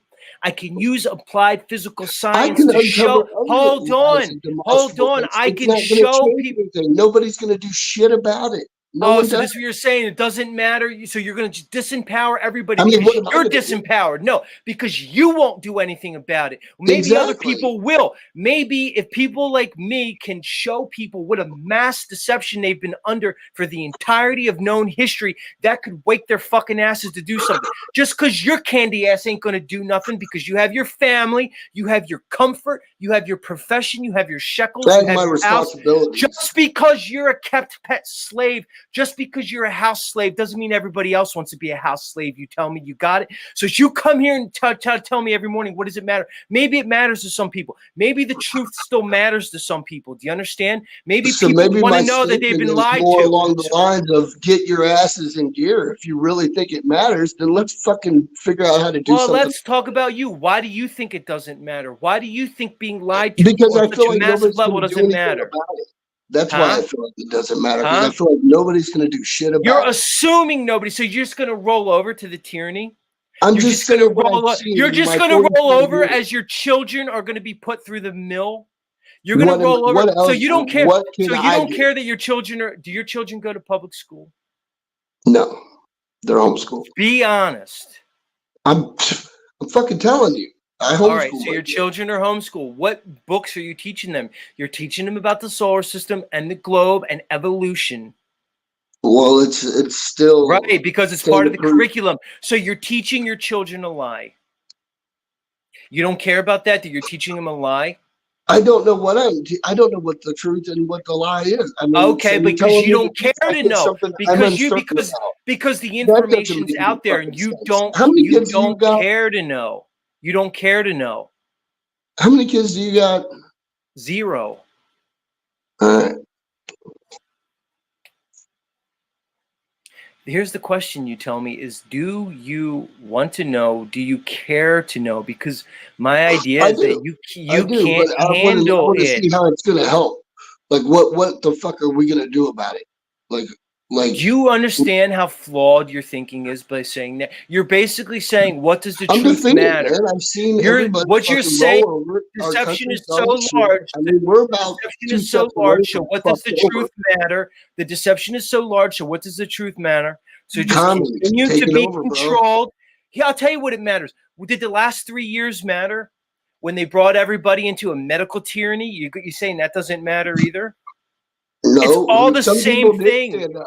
I didn't fall in line with their shit. So I mean, I'm just telling, and none of my family. Great. Did, so. So you made it out, but so many people didn't. You don't give a fuck about them, do you? What about all the kids who didn't? How dare you say What about all the children that's who were bullshit subject? statement right What there. about all the children? No, You you have just no don't want to idea hear what my type of statement compassion because I you have. want to avoid accountability. That's why. Well, just You don't be don't feel like you're confrontational. Let's accountable to have your the brother. goddamn You are not your conversation brother's without keeper. personal Fine. You're attacks. not your brother's keeper. I'm You not worry about personally your family. attacking You worry You're about going your straight at family me to the like a bull. detriment of everybody else, and I won't. You just worry about your family. You hide your head in the sand, and I'll keep coming on and doing what I'm doing. I And don't you have a keep telling. problem with it. I'm just asking for a solution. What does that have to do with the price of tea in China? Dude, you're going left field on me. You understand what No, I just you're going I know left you field because you come here each morning and you're ignoring the obvious evidence that I'm showing you because you are not emotionally capable of handling I what don't the feel like fuck that I'm was showing you. obvious. I mean, it was a lot to follow. It is obvious. Every morning I show you obvious things. Do you Some things understand? are better than others. Some things, I yeah. don't need to show you I'm any not evidence to saying debunk the globe. Let me for all ask I you know, something. it is fucking flat. Do you know what the But here's do you the know thing. what What the do you fuck know is that going to do to help me fucking fix the things going on in society right now with my fucking family, with my fucking, price of living? I mean, I just don't understand what we're going to do. Like how this information is going to change everything. I'm so glad you came up here because you're evidencing the problem. Because you're just saying, what does truth matter? That's all you're saying over and over again is what does truth matter? That's all you're saying. What is the truth? The truth is we're getting fucked over. The truth is That's objective. the the truth I is, don't need hold anything on. to prove The that. truth is, feel no, it in that's our your fucking bones. opinion. Your opinion is that we're getting fucked over. It's an opinion that I share. But you want to know what truth is? What could be more true than the reality that you exist in? A reality that's shared. A reality I just think that if this subject's hold on, picked a fuckface, lot you're of not going to just come and talk to me, overtalk me on my own show. What could be more objective than the reality that we share? A reality that if I prick my skin, I bleed. Right. A reality that if something happens to me, my life ends. A reality that if you break your leg, you can go to a hospital and it could be repaired. There are certain things that are real. There's a reality that we experience together. It is demonstrable. It is objective. If you want to talk to me about opinions, that's one thing. I'm trying to show you reality, not a lie. You're rejecting it, not me. That is your problem. That might be true. The truth is, you tell me, you were conditioned using your emotions to respond emotionally to a particular reality that is a fantasy. When somebody like me comes along and bursts the bubble, you're just going to keep interrupting me, aren't you? That you're showing your level of sincerity as you interrupt me on my own show and try to throw me off my thought processes. Good for you, fuckface. The reality is you are emotionally bonded to a particular model of reality that is a fantasy. When I show you, and he runs away. And when I show you it's a fantasy, you react in an emotional way. You put up a psychological defense mechanism, and you just say to me over and over again, what does it matter? What does it matter? Because me and others like me are showing you that they lied about evolution. They lied about the Big Bang. They lied about it. It's not bad theory. It's a deception. We're showing you that you live in a creation, and you're telling me, what does it matter? Like I said, how dare you? Somebody else come up and talk to me. That punk bitch ran away.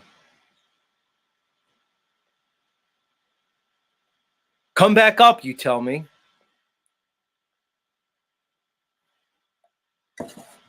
You know where to find me. I'm here every single morning, right here on Z Show, every weekday morning.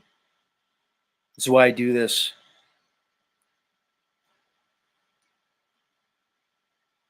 Somebody come up here. I'm going to take a musical break.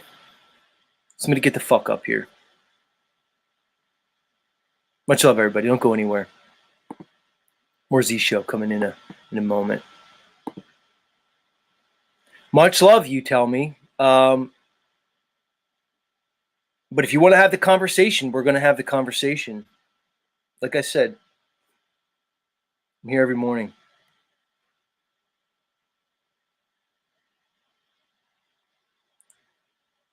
Take it away, Lucky.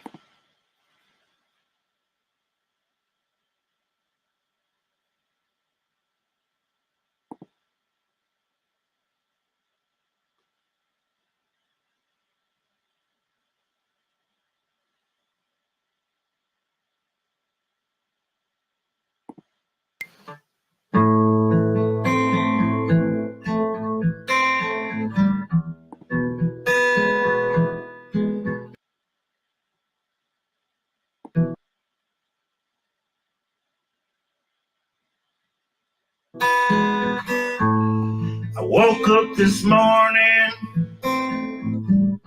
to an empty bed. Your perfume lingered, your voice still in my head. Although your picture still sits on my shelf,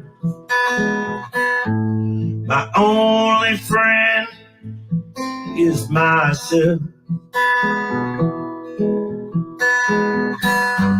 It's a lonely day in Nashville.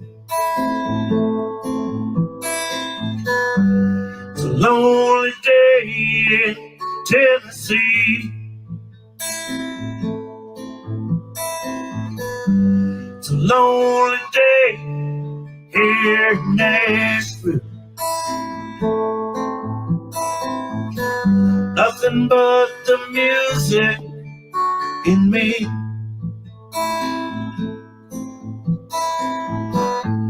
So I go out walking in the rain. I hit every honky tonk, hoping to dull the pain. Round every corner, well, I look for your face. I've gotta get out of this place. It's a lonely day in Nashville. It's a lonely day in Tennessee. It's a lonely day right here in Nashville. Nothing but the music And me. Yeah. Once the music gets into your soul, That's right, Lucky. Come on, tell him, Lucky. why there ain't nothing you can do. There ain't nothing you can do. And this old guitar is sure taking its toll. It even cost me you. That's right. Well, sometimes you gotta give up everything to live your dreams. You said it, my friend. You fucking said it, Lucky. But in this old world, dreams ain't always what they seem. Fuck yeah, man. It's a lonely day in Nashville. It's a lonely day in Tennessee. It's a lonely day right here in Nashville. Nothing but the music in me. Nothing but the music in me. Yeah. Nothing but the music left in me. Fuck, Lucky. How does he do it? How does he sound so good with an acoustic guitar, a little microphone, and his fucking laptop? He could fucking play a whole stadium with that setup. Mr. Lucky Haskins. What's happening? All right, I got some guests in the back. All right, guests, I see you back there. If I don't bring you right up, please hold. There's still more room in the back for more guests. Feel free to come up. I'm about to bring on my first guest. Now, here's the thing, first guest. I invited you to come up this morning, and you did. You came up because you know I'm calling you out. So let's see how you respond to it. Because, Mr. Mateo, I know that you are way too intelligent to be doing whatever the fuck you're doing right now in so many ways. Not just because you've decided to take in a homeless southern bumpkin lady into your home.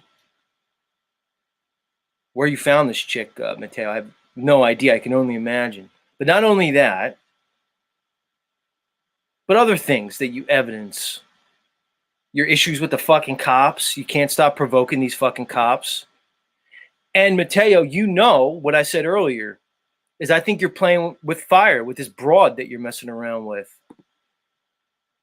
Because it's only a matter of time where things get dicey with you and this broad who you got fucking living up underneath you. And we know the 5-0 is going to be rolling up to your door, Mr. Mateo, and you know you're not going to be able to contain yourself. And I'm going to be telling a different story about Mateo on here, which I don't need to be telling. What do you have to say for yourself, fuckface?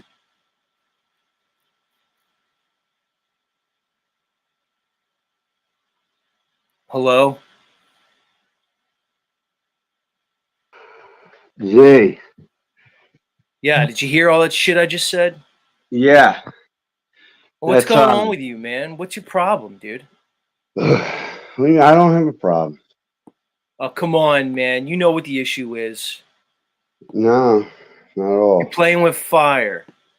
Is this broad still next to you? No.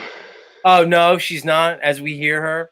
She's not next to you, as we hear her say no. Let me talk to this chick. What's her name? T? Did she say her name's T? Are you there, T? Let's get down to business.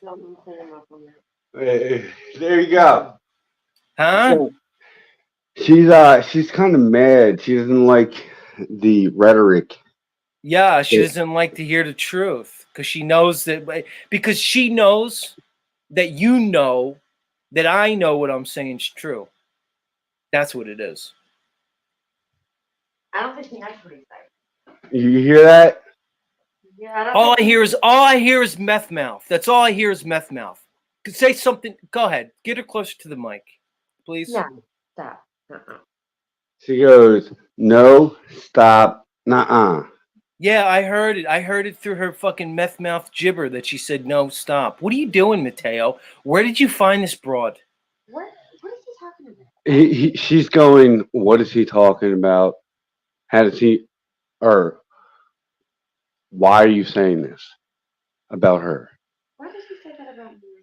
Because I'm not worried about her.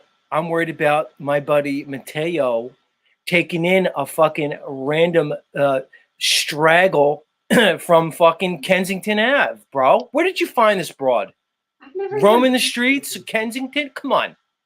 She has never been to Kensington. Dude, you're not even from Pennsylvania. People don't like Kensington, and that is some bullshit. All right, so let me talk to her. Why won't you tell me where did you two where did the lovely couple meet? Where did you meet this lovely lady? By my house. By your house, on the street. You met her on the street in Philadelphia. That's where you met her?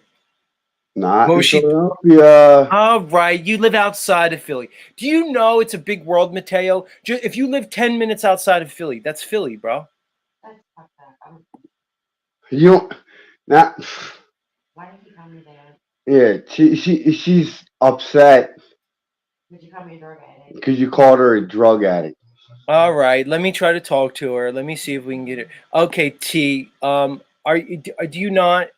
Did I make a hasty generalization when I assumed that you were doing drugs, T? Do you want me to apologize? Why would you call me that?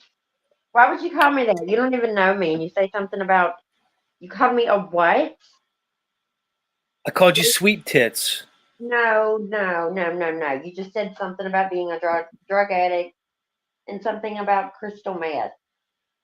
Yeah. What- Are you saying that you do not have any experience with crystal meth? Is that what you're claiming? No. No.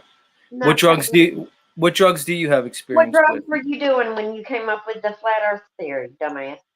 Yeah. You think it's a theory? Yes, I do.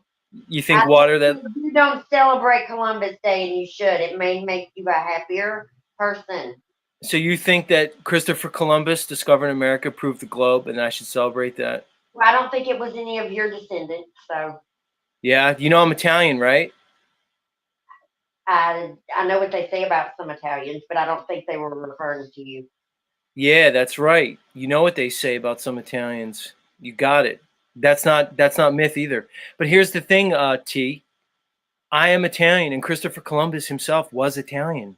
So No, he wasn't. he was That's Italian, dummy. Just That's Google a it. tall tale. Oh, the whole Christopher Columbus is a I talk. bet you that dude was a Sephardic Jew. I bet you. Okay, so what? So is this chick saying she's a Jew? Why don't you straighten this broad out? Why you? She didn't say anything of the sort. She said I should basically celebrate Christopher Columbus Day, and she's claiming that she's related to the great Christopher Columbus, supposedly. No. No. Let's get down to business. You're obscure and everything. Okay, she doesn't like my flat earth theory, and she doesn't like that I called her a meth head, which she objectively is. What are you doing with this broad? Mateo, what is the nature? She's Mateo, going, why did you call her? She's like stuck up on that. Why did you call her a drug addict? She keeps saying. because she's hanging out with you. You found her on the streets of Philly, and she objectively sounds like a fucking every other drug addict I've ever met. That's why. Oh shit. Well, then why did you make a point to bring me up in his chat? Huh? Yeah. What? Why do you make a point to bring me up then? Mateo, will you put a muzzle on this bitch? Oh shit. Will you muzzle this bitch for a second, please? Mateo, I'm talking to you, man to man. You're getting, see, Mateo, you have a little plaything now. You're getting a little gratification from having your little plaything that you brought your little stray in from outside. You've been sniffing around. It's time to let the stray go, Mateo. You got to let her go. She needs to go back out into the wild. Somebody else will take her in. Somebody who's not Mateo. Because you know this is going to go bad. You know that one of these mornings in the wee hours of the AM, your neighbor's going to call domestic on your ass, and the 5-0 is going to come knocking on your door, and you're going to lose your shit. You and I both know, Mateo, your history with the policy enforcers is well documented. You're playing with fire. You're fucking being stupid here. Yo, this brings me back. I heard you talking with Snafu Snaps, Right? and he goes something of the sort of suicide by cop, and you acquiesced that. You said, "Ooh." I did not acquiesce. I know what you're referencing like a is. little boy. No, you guys gotta listen to these guys. They're in charge. All right. So what are you doing then with these cops, dude? Look, how many times? Just don't argue with them because everything they do, Jesus. they're ordained by God. How Fuck, many I hear times that are crap. these cops going to pull on you before you think it's going to go bad? You think they unholster their sidearms just for fucking fun, Mateo? No, because they're fucking cowards. Okay, this is your problem. This is why I'm telling you, you need to get rid of this broad. You can't handle having this bitch in your life, Mateo. You fucking know it, and I do it. It's time for your little fucking drug. It's time for your drug excursion with this broad to end. You got to get your shit together. Just start going to the gym again. Start eating right. Get this broad out of your life. I don't talk about you. He's coming up with some bullshit conjecture. He has some self-fulfilling prophecy that he wants to come true. Who? Snafu? Who cares about? You fucking I'm telling acquiescer. you because you know I'm right, dummy. You can't handle this broad in your house. It's gonna go bad, idiot. No. All You right. wanted to bring this chick in for a night. That's one thing. Now she's going to establish residence. Do you understand? The longer she stays there, you now have a domestic partner. Fuckface. You ain't gonna be Nah. able to get this bitch Dude. out of your life. You don't know how I roll. Oh, I don't know how you roll. Give me a break. Yeah. Does somebody want to come up and talk to him, Yeah. please? Yeah, I have a comment about flat Earth. We're not talking about. I already talked about flat Earth for a fucking hour. We're on to you, idiot. I want to see you come up with some logical explanation for it. Oh, like I don't do it every single day. No. You're just not paying attention, idiot. right, You don't want to all right. listen. I You want don't to wanna talk about hear it. the change of the season. So what? How does that prove a globe or a flat Earth? Dummy? No, I want to talk about the phrenology. So of either change. the Earth moves or the sky moves. Do you feel like the Earth's moving?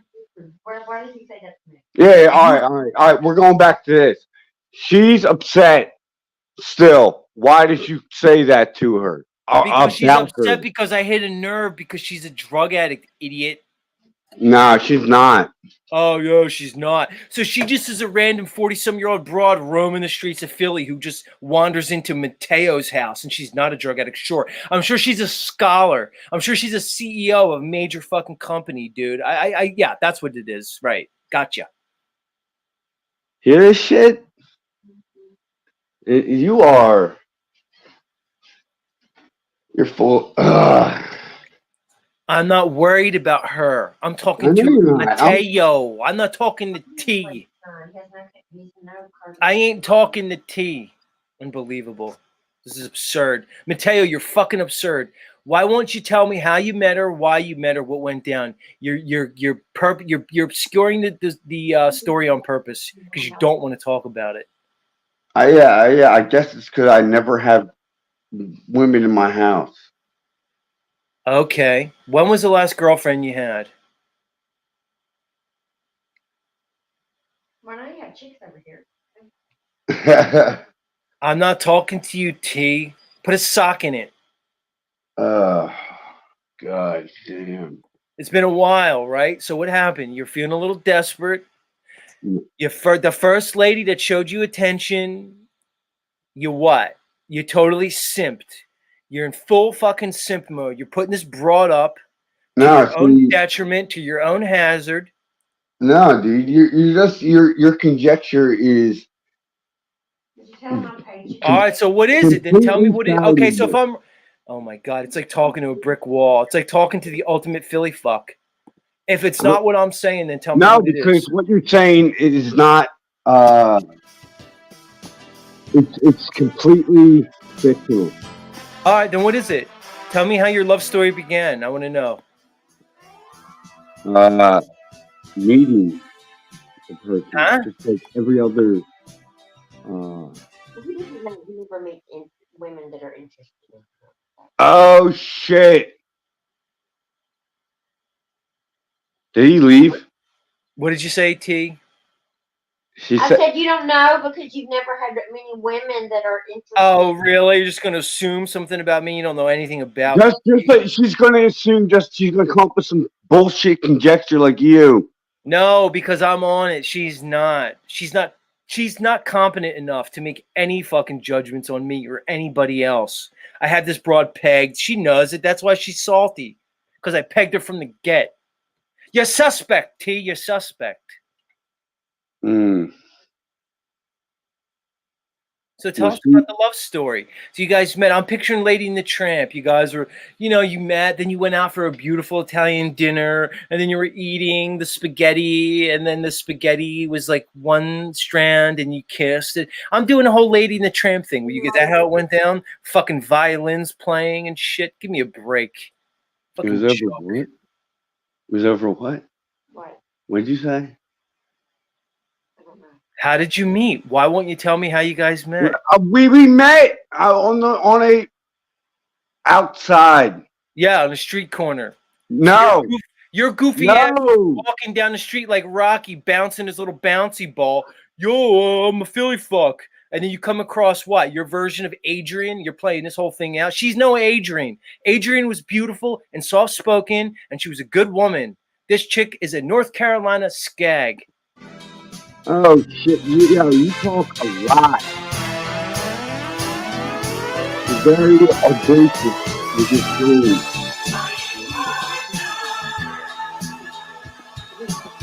I'm not gonna lie with you. Allow this rap to end.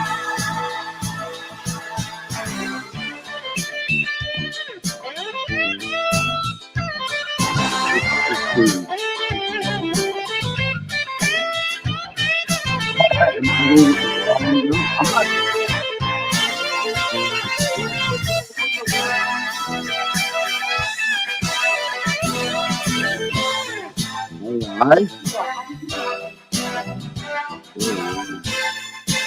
It's 89.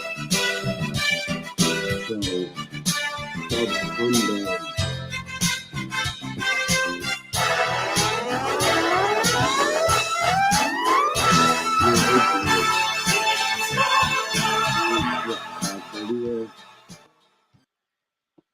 It's called the Ass File.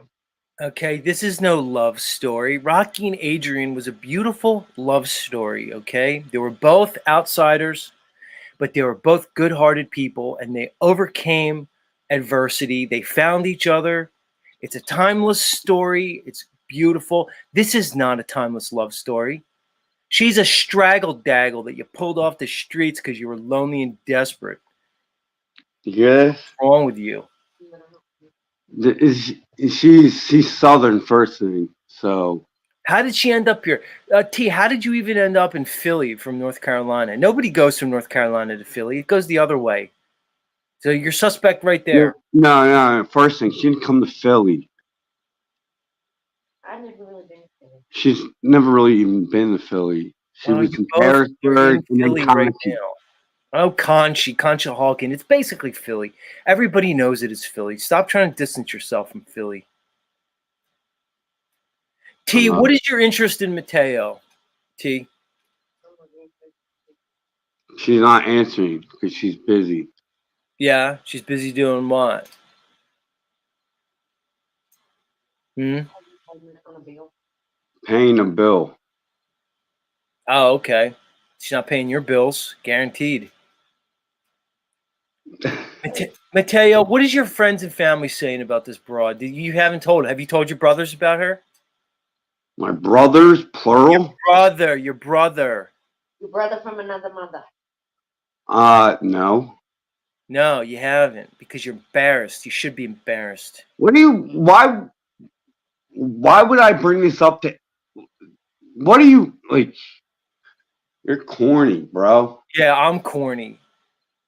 Oh, what do you okay, where are you going to go? Where's your relationship going to go, Mateo? What do you envision?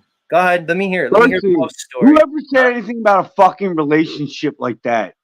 Like, you're coming up with all this crap. She's living in your house. That means she's going to be able to establish legal domicile the longer you keep her there, idiot. She's paying a bill. Is she starting to get bills mailed there? Dummy. No. What? Yeah, no. You crazy. Yeah, I'm crazy. I'm the one. Unbelievable. Okay, Mateo, you do whatever you're going to do, Mateo. We're going to see how this fucking works out in the end. You're goofy, man. You're goofy on so many fucking levels. Whatever. Yeah, you still never answered me. Go boy. ahead. What's your question? Answer the flat Earth theory to seasons. All right, I already did. I said, what's the difference if the ground is moving or the sky's moving? That doesn't prove anything. Right, it doesn't prove anything. That's the point. You're trying to say it proves something, and I'm telling you it doesn't. Nobody could think anymore. See? What are you talking about? I'm saying right. The way fucking explain. Just saying some No, So just because you don't. you don't even have a theory on it. You're just saying some They don't possibility. need a theory. They're telling you that this ground's moving and the sky's still. I'm telling you that the sky's moving and the ground's still. Believe whatever you want. Do you feel like you're? Yeah, okay, but it's still I'm trying to keep explain it basic for your the goofy changing of ass. seasons. I'm You trying to keep fuck. it basic for your Philly fuck ass. Oh, maybe the sun just moves further away. Did you ever fucking think about it? When the sun's further away and it has a lower angle, it's cooler. When it's closer and it has a higher angle, it's warmer. Did you ever think of that, you Philly fuck weirdo? It's all predetermined. Unbelievable. You're never going to get it.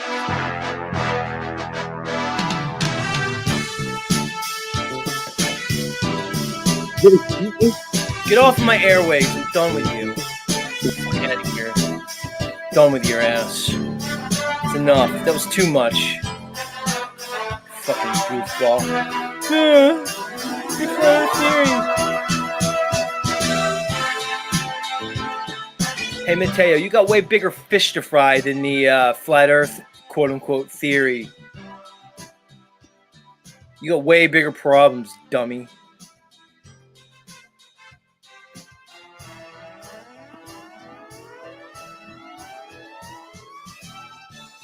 Unbelievable. This person says, I never heard of the Z Show. Well, you're here now.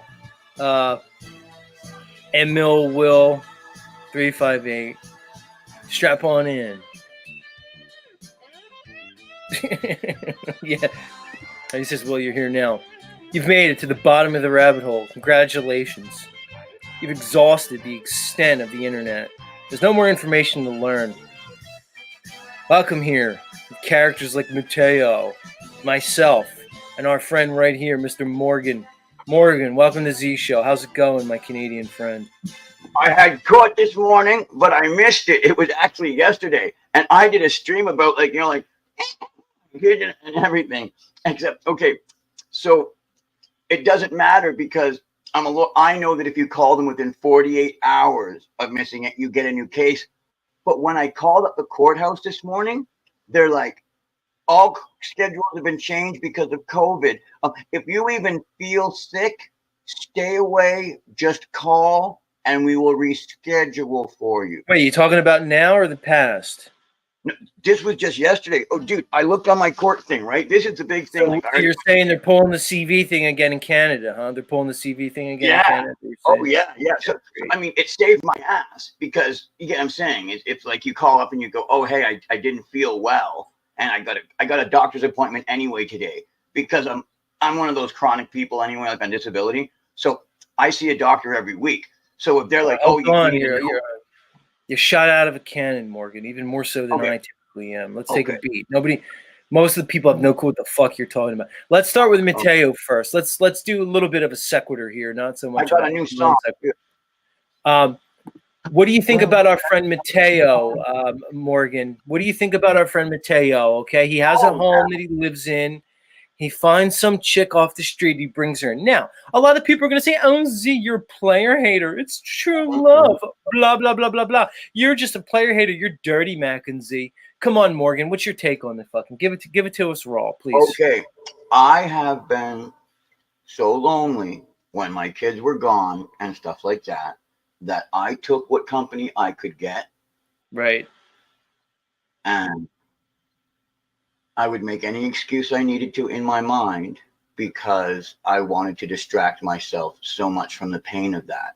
So I can understand that. So I can only pray that because the woman is a child of God as well, that that the love that's inside of her, which I happen to know no matter what, there is some love and grace inside of her.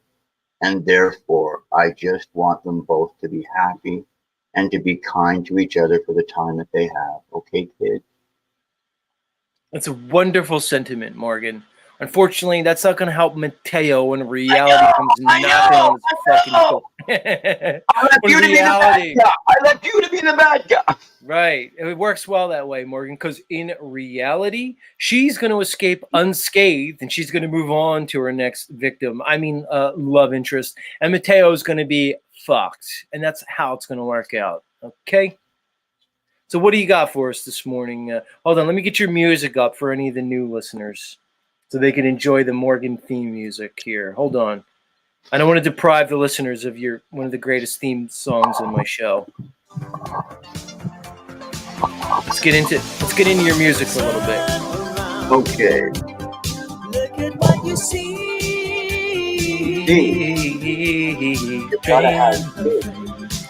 Come on, everybody.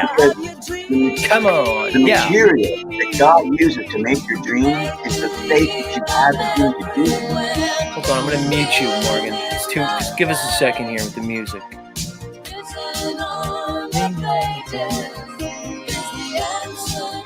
I got to reset the vibes. I got to get off those Mateo vibes. Ugh.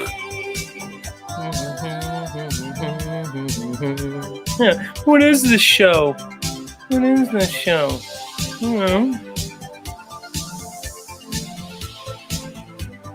Reach the stars. Fly a fantasy. Dream a dream. And what you see will be.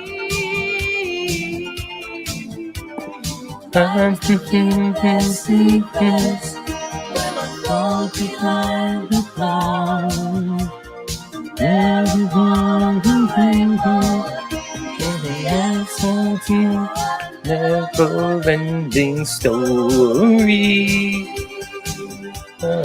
That's Skeletor?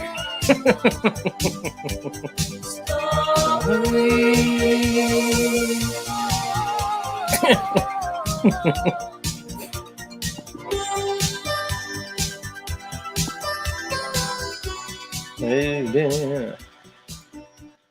All right, Morgan. Howdy. Let me unmute Morgan. I fucking muted him. Cast of characters here. Holy mac. Well, men went to spy on Canaan, and 10 were bad and 2 were good.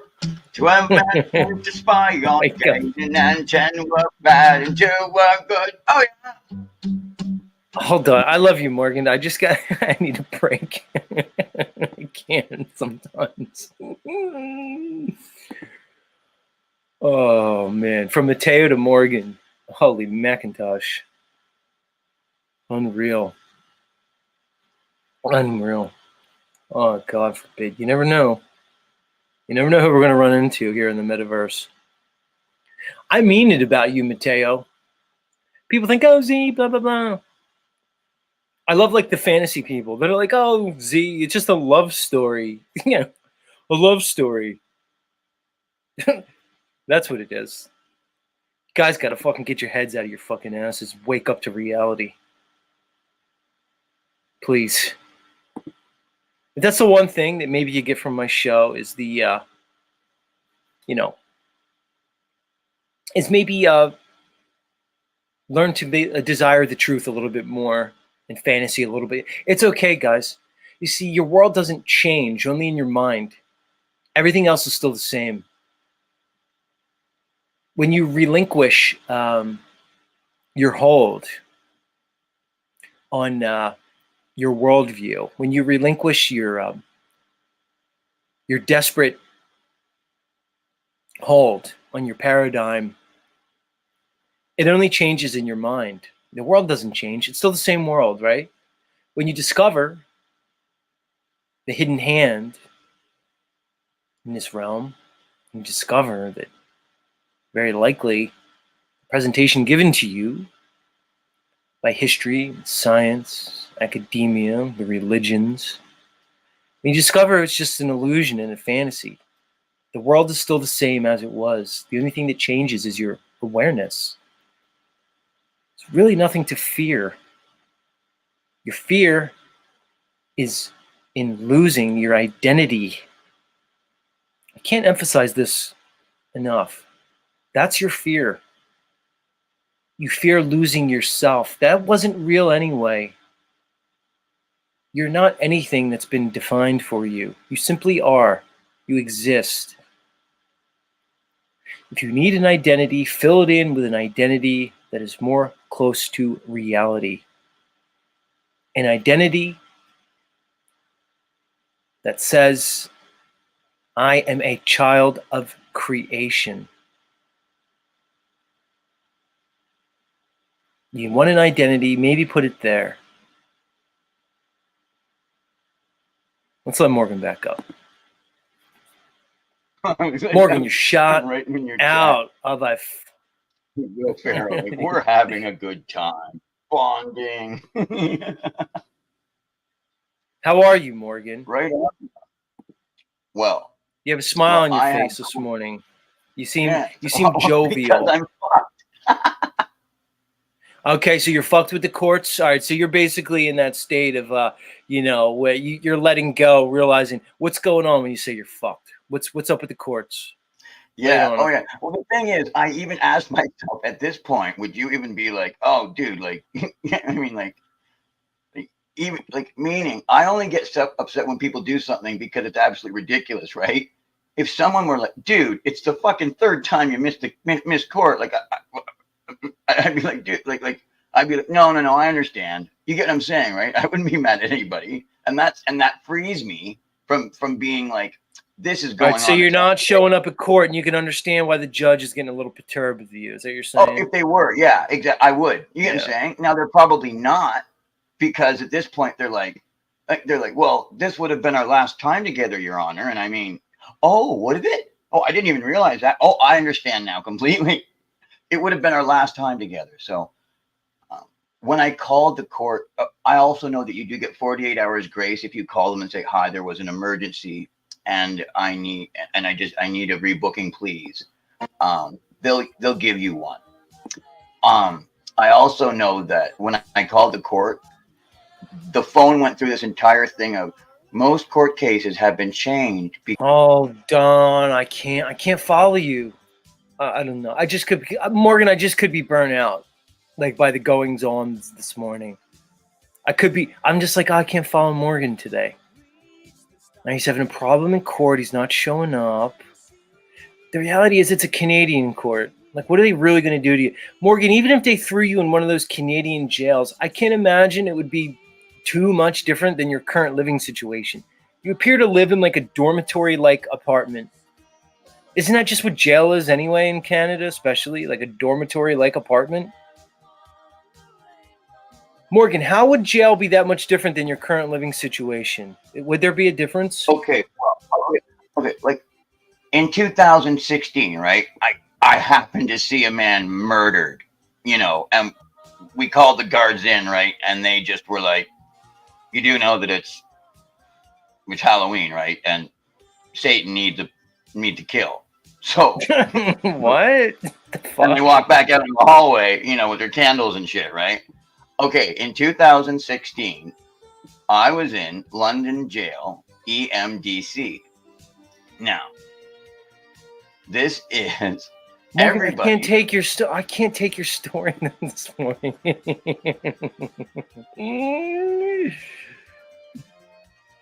Steve Motherfucker says, Ted Aquarius, how do we know the Earth rotates at 1,000 miles an hour? What do you mean, Steve? I tell you every morning it does not. Are you asking me how do they base the calculation of 1,000 miles an hour? All right. I know, Steve, you're jarhead. Like, math might not be your strong suit, I know they don't do, like, a lot of, like, like IQ tests to get into the Marines. But I love you anyway, Steve. But I'm going to explain to you. Ready? If they say the Earth is roughly 24,000 miles in circumference at the equator, right? Don't you think about it? 24,000 miles in circumference at the equator of the supposed globe. There's 24 hours in a day. That's it. That means if it completes one rotation, if that roughly 24,000 mile, it's closer to 25, but you said 1,000. It's really a little bit more than 1,000. Yeah, he says, yeah, okay. So you understand what I'm saying? Like RT's telling you, same thing. 24,000 mile circumference, 24-hour cycle. It's about 1,000 miles an hour, bro. You understand, Steve, that they're saying that you're moving faster than the speed of sound. Even where you live, Steve, somewhere in the Americas, it wouldn't be 1,000 miles an hour. It would be somewhat less than it, but it would still be faster than the speed of sound. That's how fast they say you're moving, homie, in an axial rotation. It's goofy. Yeah, RT's putting it out for you. Get it? We're all over the place this morning.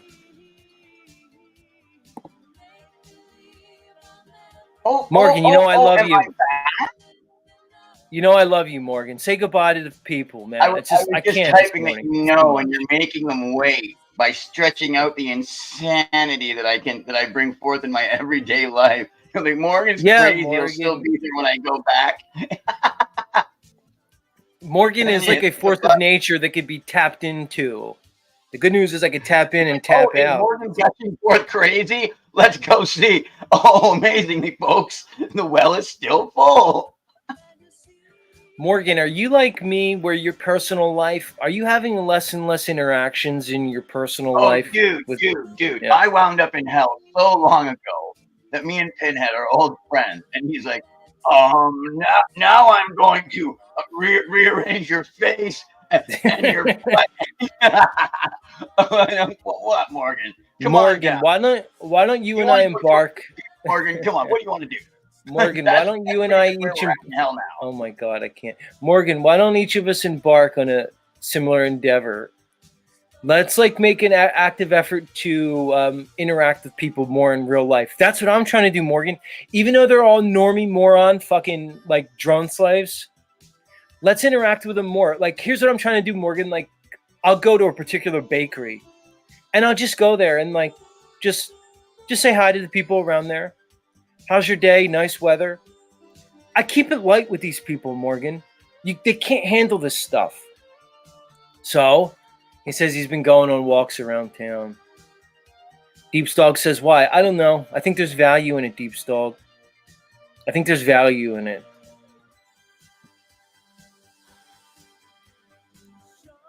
I'm just saying. All right, Morgan, that's enough.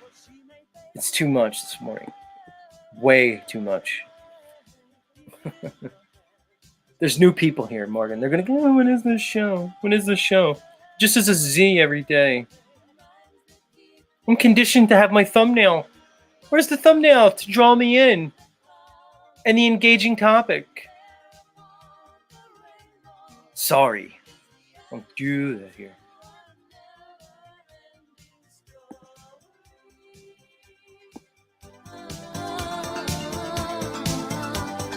All right, everybody. Let's move on to the next segment. Morgan, say goodbye for real this time. Much love. Say goodbye to the audience. I got to get to the news. Can I at least plug my new song, the Giants of Jericho? I even tell the story of the Giants of Jericho. The 12 that went into Canaan, there was 2 guys that gave a report and said, let's go in and take them. I tell you the adventures of those 2 faithful who didn't go and wander in the desert, but God gave them a special mission because they were faithful and said, we can do it. Let's go attack the giants in Canaan. And I tell you how that story went with a song and a story where I sing the chorus. And then I tell you verses. It's called The Story of the Giants of Jericho. If you just type it in the search engine, you will get it. It's at my site. It's a wonderful children's story. Thank you very much. All right, go ahead. Play your song. Play your song, and then I'm going to move on. Go ahead. Let's let Morgan's a good artist, actually. He's actually good. I will indulge this because I do enjoy your music, Morgan. I enjoy your music. 12 men went by on Canaan, and 10 were bad and 2 were good. All right.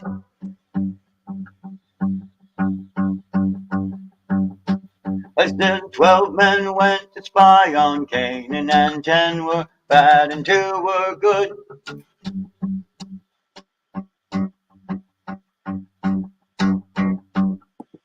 For the rest, you're going to have to go and listen to the story about the giants that I tell and the witch and the pill she gave them and everything that they did in getting into Jericho. Nice. Where do we find that? At your channel, Morgan Tristan? Isabella Live 2.0 on YouTube. Gotcha. Much love, Morgan. All right.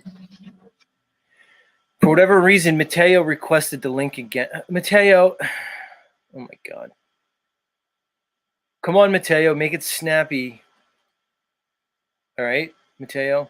Or did you mean drop the link for his channel? Yeah, we're done with you. Unbelievable. I got things I need to get to, everybody. Let's move on. I gotta get to news. It's enough nonsense. There's real things going on in the world. And the fake news is going to tell you about those real things in a fake way. I know, sounds complicated. But it is what it is. Let's fucking get down to it. Let's move along.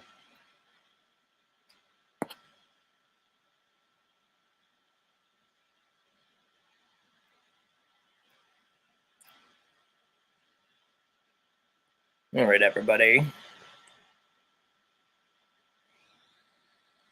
All right, guys. It's time for news.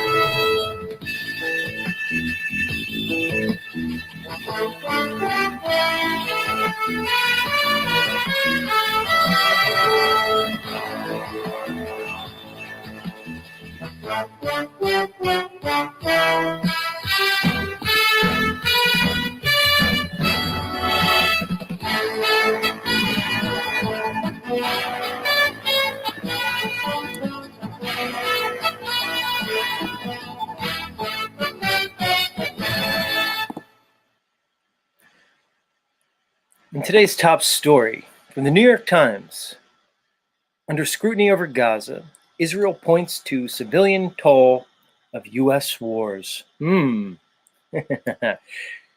Israel's like, okay, U.S., you want to give us a bunch of shit over the civilian casualties? Let's talk about your civilian tolls. Don't you love the fucking narrative? Unbelievable.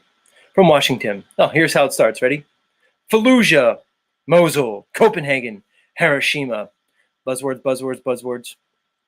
Facing global criticism over a bloody military campaign in the Gaza Strip that has killed thousands of civilians, Israeli officials have turned to history in their defense, and the names of several infamous sites of death and destruction have been on their lips. In public statements and private diplomatic conversations, the officials have cited past Western military actions in urban areas dating from World War II to post 9/11 wars against terrorism. Their goal is to help justify a campaign against Hamas that is claiming thousands of Palestinian lives. Well, of course. Let's get to the reality, guys. When there's conflicts, when there's bombs flying, when there's bullets flying, people are going to die. Casualties of wars, you know. We can play this game all day long. You killed more. I'm killing less. My war's more justified than yours, etc., etc. It's all nonsense. Let us not forget, when you evaluate these wars throughout history, whether it's Fallujah, Mosul, Copenhagen, or Hiroshima, when you evaluate these different various theaters of war, well, one finds that apparently these wars were orchestrated from the top down. They were being supported on both sides by the same entities. As I say over and over again, the goal is not who wins the war. The goal is war itself. War keeps the machine running. War keeps the division alive. It keeps the plebes fighting against each other, keeps us in a state of desperation, keeps us in a state of fear. As long as we are desperate and fearful, we are not able to actualize ourselves. We're not able to realize our higher minds. We're not able to focus on the ones behind the curtain, the hidden hands that seem to be operating this civilization. War is the game. Never-ending war. persistent and pervasive. So we can keep pointing fingers at each other, nation against nation, of whose war is more justified and who had the greater civilian casualties. The reality is, war is endemic in this fallen realm that we seem to have found ourselves in. The war never ends. They just give it different chapters. War is pervasive. Life is war. The quicker you learn that, the quicker you'll come to some degree of sanity and you get out of their narrative. You want peace? Find peace within yourself. Find peace in your consciousness, peace in your heart, peace with the Creator. That's the only peace that you'll find here in this 3D existence that we call Earth.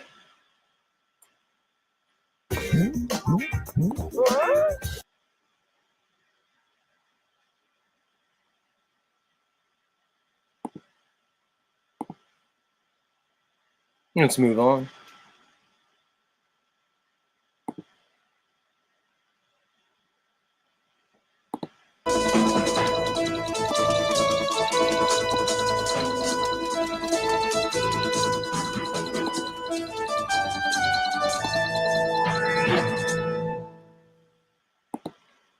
Thank you. In other news, oh, this is a good one. In space news, this is from Reuters. Astronomers find 7 planets being fried by their star. Oh, here we go. From Washington. In our solar system. Oops. Pardon me.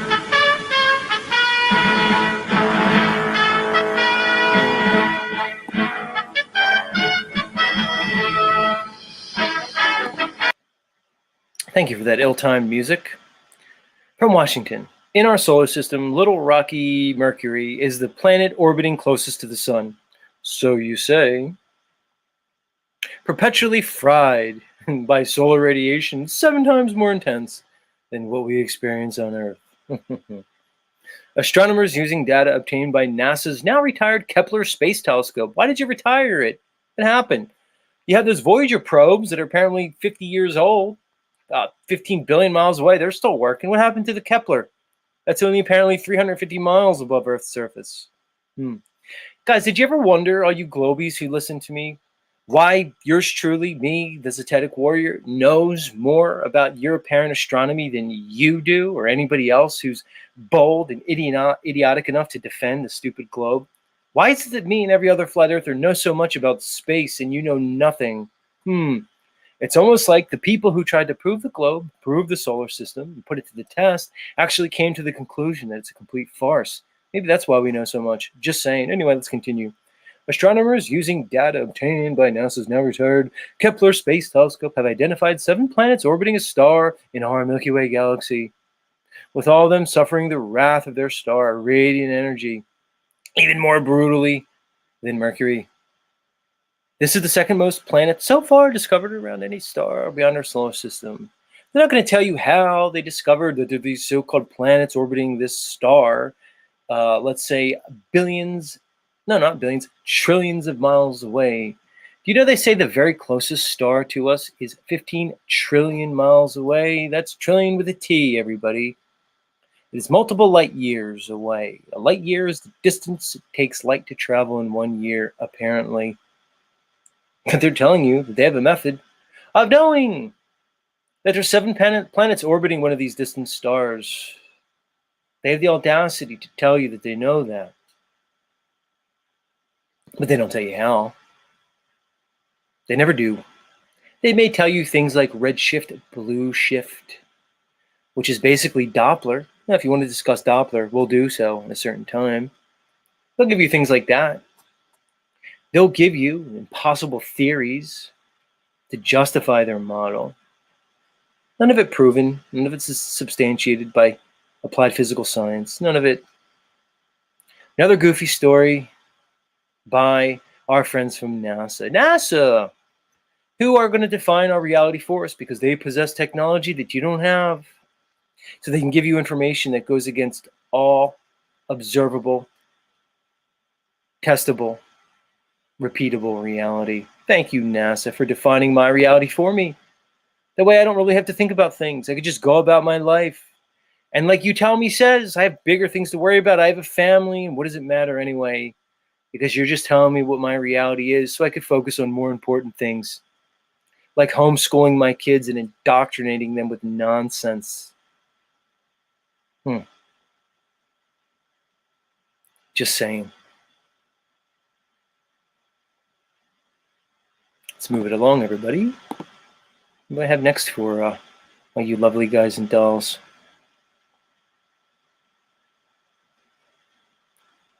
As my poor music just glitches out on me. You gonna keep glitching on me, music?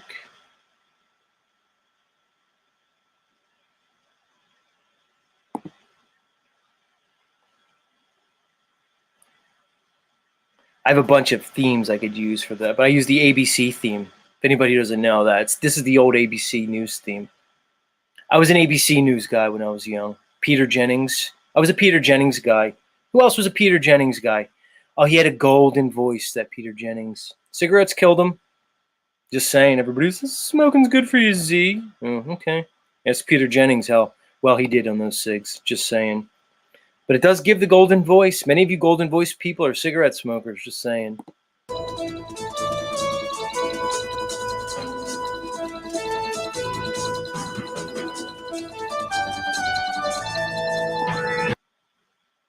In political news this morning from Salon, Trump yelled at the judge for several minutes and has been screaming insults at New York AG.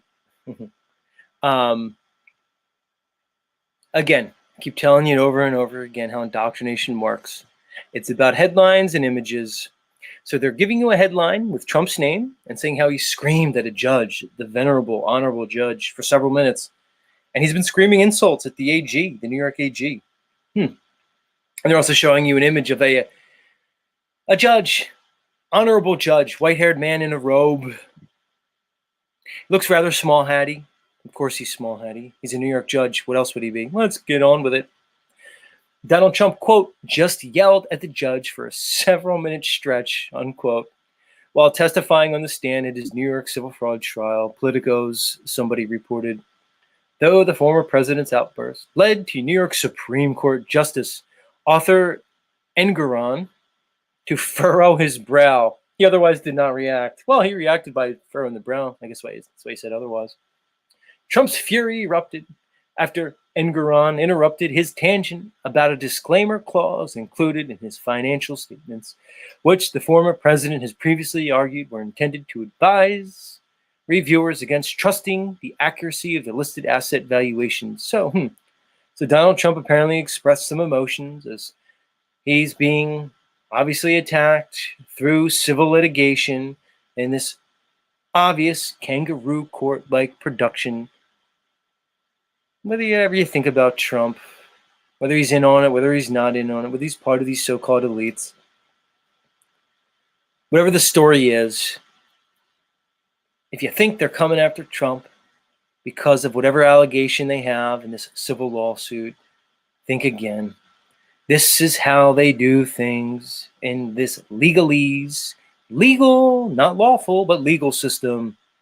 If they want to come after you, they just find any one of the many codes that one may have violated in their legal system. You get it? What do you mean, Z? What do you mean, Z? What I mean is they've created a system that by your very existence, each day you violate multiple, quote-unquote, laws. Even you, listening to me, you could be a perfect citizen, pay your taxes, vote, show up for your, summons for court duty. You could be the model citizen. Guess what? Each and every day, you're breaking the law. Did you jaywalk? Did you spit on the sidewalk? I can go on and on. Your very existence is illegal. What do you mean, Z? What do you mean, Z? What I mean is you're in a fixed game. It means if they want to come after your ass, they're going to find something to come after your ass. So although I am no Trump fan, no Trump supporter, I don't blame him if he got a little emotional in the kangaroo court for this New York civil fraud trial. It's a joke to me from the top down. Wake up, people. Please, for the love of God, wake up.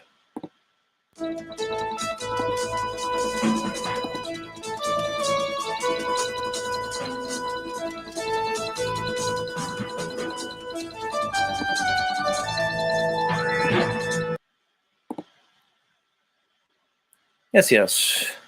In other news, let's get into celebrity news. From Fashionista. Kendall Jenner shows off more than just her butt in new holiday campaign.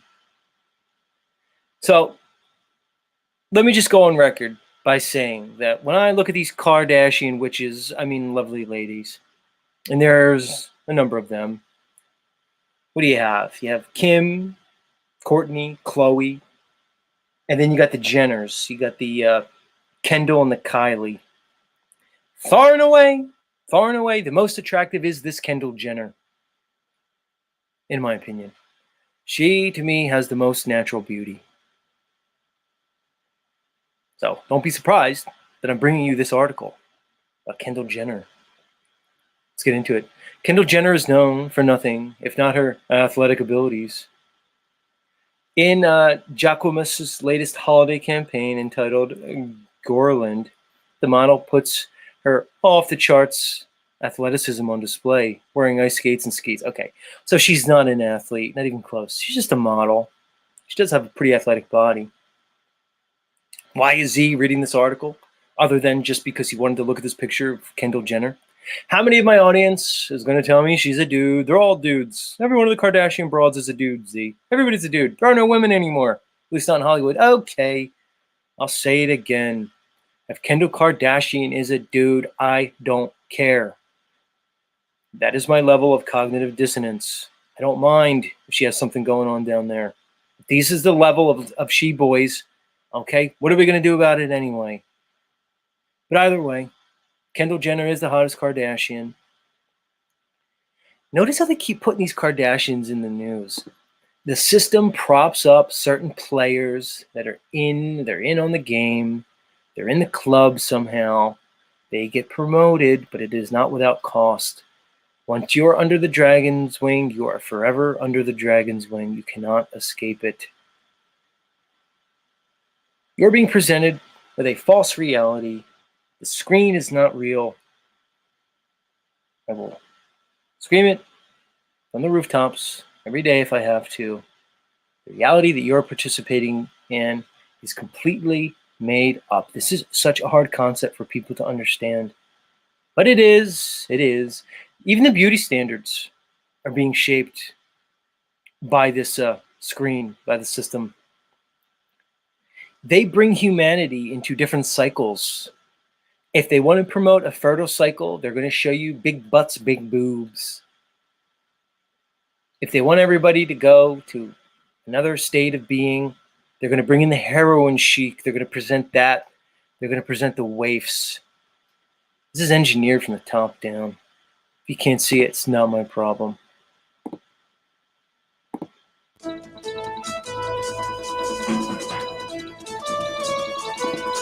All right, guys and dolls, that'll do it for the news. And Mateo's in the back. Unbelievable. Mateo, are you still there? Or did you fall asleep during my news? No, I'm here. What the fuck are you doing, man? You see, I was dude, just, you might not want to show us the visual, dude. You're now bringing us into the visual like whackness that you display, just auditorily. What the fuck are you doing? Yo, you upset the It's a lady. Okay, that's not my problem. You know, the internet's a big channel. Nobody told you to click on Z Show this morning and let it fucking play. I don't have to cater to you or your fucking broad. I didn't say you did. Yeah, it seemed like you insinuated that. What is she upset about? What you said about her? Yeah? Why? Yeah. Because she's upset because she's a drug addict and I called her out on it? Maybe she should clean herself up, stop doing the drugs, get straight, and it wouldn't upset her so much. She's not a drug addict, and she's closed the door to my room, locked it, and she's yelling at me Right. because see? you're saying ad hominems about Right. her. So now you have a broad locked in your room, locked you out of your own room, and she's screaming at you. Do you see what I said about the domestic violence? Do you see what you're playing with? She's not screaming. If she was Come screaming, on, you'd be able to Mateo. hear All right, her. so let's talk. Now she's in the room locked away. What do you want out of this broad? What is your purpose? Do you even know? First thing, my desires aren't anything of your concern. No, because you can't even answer the question. Are you that desperate that you got to move this broad in? No, it's not like that. It's not like that at all. Right. So she's in your room, she sleeps in your bed, and she's not even fucking you. You're getting zero out of it. What are you getting out of this? No, see, that's some stupid conjecture. Oh, so you are fucking her. So are you or not? So you want to see, you're lying to me because you want to play both sides of the argument. You're going to try to, on one hand, say, no, I'm taking in this lovely woman because I'm concerned for her and we are friends and I care about her. But the other side of it is you're really just sexually interested in her. She knows that and you're being played because you're a fucking doofus. No, see, that's some conjecture. Just Okay, so why don't you tell me what's going on? Then? ignorance to you is bliss. Yeah, my ignorance. You're existing in the fucking state of ignorance. Why don't you just tell me what the story is so I don't have to conjecture then? Go ahead. The floor's yours. There is no story. You want me to make up some fucking tall tale? I want to know what your interest is in your current situation. What's your motivation? My motivation is to be I don't know. You can't even answer the question. Yeah, What are your intentions with this young lady? Oh my God. Did you hear that? Oh, the whole neighborhood heard it, plus the whole internet. Oh yeah. I don't know. So now you got a yappy broad in your house screaming. Your neighbors are already probably a little bit on edge with you and your presentation. Now you got this chick in the mix. You are playing with fire. I'm now going to ask you again. What are your intentions with this lady, this woman? My intentions are to live my life. Okay. Well, how does she fit into it? I'm asking you what your intentions are with this woman who's living in your house. She's just part of the adventure. She's part of the adventure. Yeah, we know about your adventure. Your adventure's been a little too adventurous, a little too dangerous, Mateo. No. That's what it is, dude. You're addicted to the game. You like it. You're acting like a bitch. You're acting like a broad because you want the action. You want the action. You're not okay with stoicism. You're not okay with your garden. Have you wrapped your figs yet? Yes or no? No, you haven't. You're going to let them figs freeze because you're fucking around with No. What you got to do is you got to let those motherfuckers go to sleep because if you wrap them too early when they got leaves on them, they fucking burn. And then when you unwrap, you're all fucked up. We're approaching mid-November. Get rid of this broad and get busy on your garden. Go wrap your fig tree. First thing, there's over 200 figs hanging. So I'm not wrapping up fucking fig trees with figs hanging on them about to You get didn't ripe. pick your figs? They're not about to get ripe. They're past ripe. What are you talking about? On Thursday, it's going to be 70 degrees, you asshole. Unbelievable. It's besides the point. I'm going to ask you, what are your intentions with this woman? It's the story hasn't played out yet, so we'll see what happens. I'm asking you because you're trying to get fucked. You see, before you kick her out, you're trying to get fucked. Yeah. How long is it going to take you? How many nights is she going to have to live there? How much food you going to have to shove down this broad's gullet before she gives you some action? The answer is it's never ending. She is not going to fuck you. Look, She's look, going to claim look, rape look and at shit on you. just Dude, this because chick is they gonna would have. burn This is how scenario with you would have played out. Doesn't mean that the story, how you're depicting the story, is how is reality. It is reality because I've seen this played out a minute. You think you're original? You think there's anything new under the sun? This is not new. I didn't say that. I'm me. I'm an individual.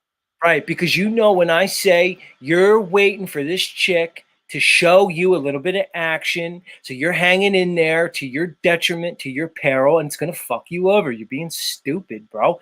You know, Mateo, for $200 you could buy some action. You wouldn't have to put up with this bitch in your bed. You wouldn't have to put up with this bitch eating your food. Okay, for $200 you could buy some action. What's your problem? First thing, I am sharing what needs to be shared. It's also being given back. I'm getting cleaned. My place is clean. Get my dishes done.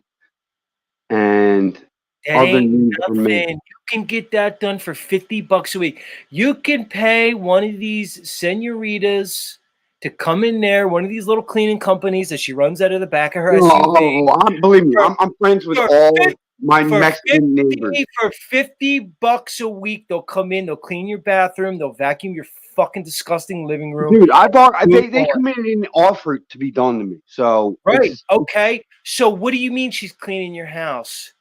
You're probably paying at least $200 in food for this broad, not to mention the utilities, not to mention the burn that she's gonna fucking burn your ass, dude. You're gonna end up hemmed up. See, this conjecture is completely ignorant. I'm left with conjecture because you're not telling us the true story because you're embarrassed and you know I'm right. No, I am not. Everything you're saying is completely false. I'm putting in as much as she's putting in, and she's paying me. And this isn't bullshit. Even if she is, it's still bullshit. Now, okay, if she's paying you to live there, now you're doubly fucked, idiot, because now she could prove that's her domicile. Now you can't get her out, idiot. Actually, dummy. You're admitting that she's paying you to live there, which makes her a renter, which makes that her domicile. You don't think this broad? No, it's not like that, dude. How old is this chick? What? How old is she?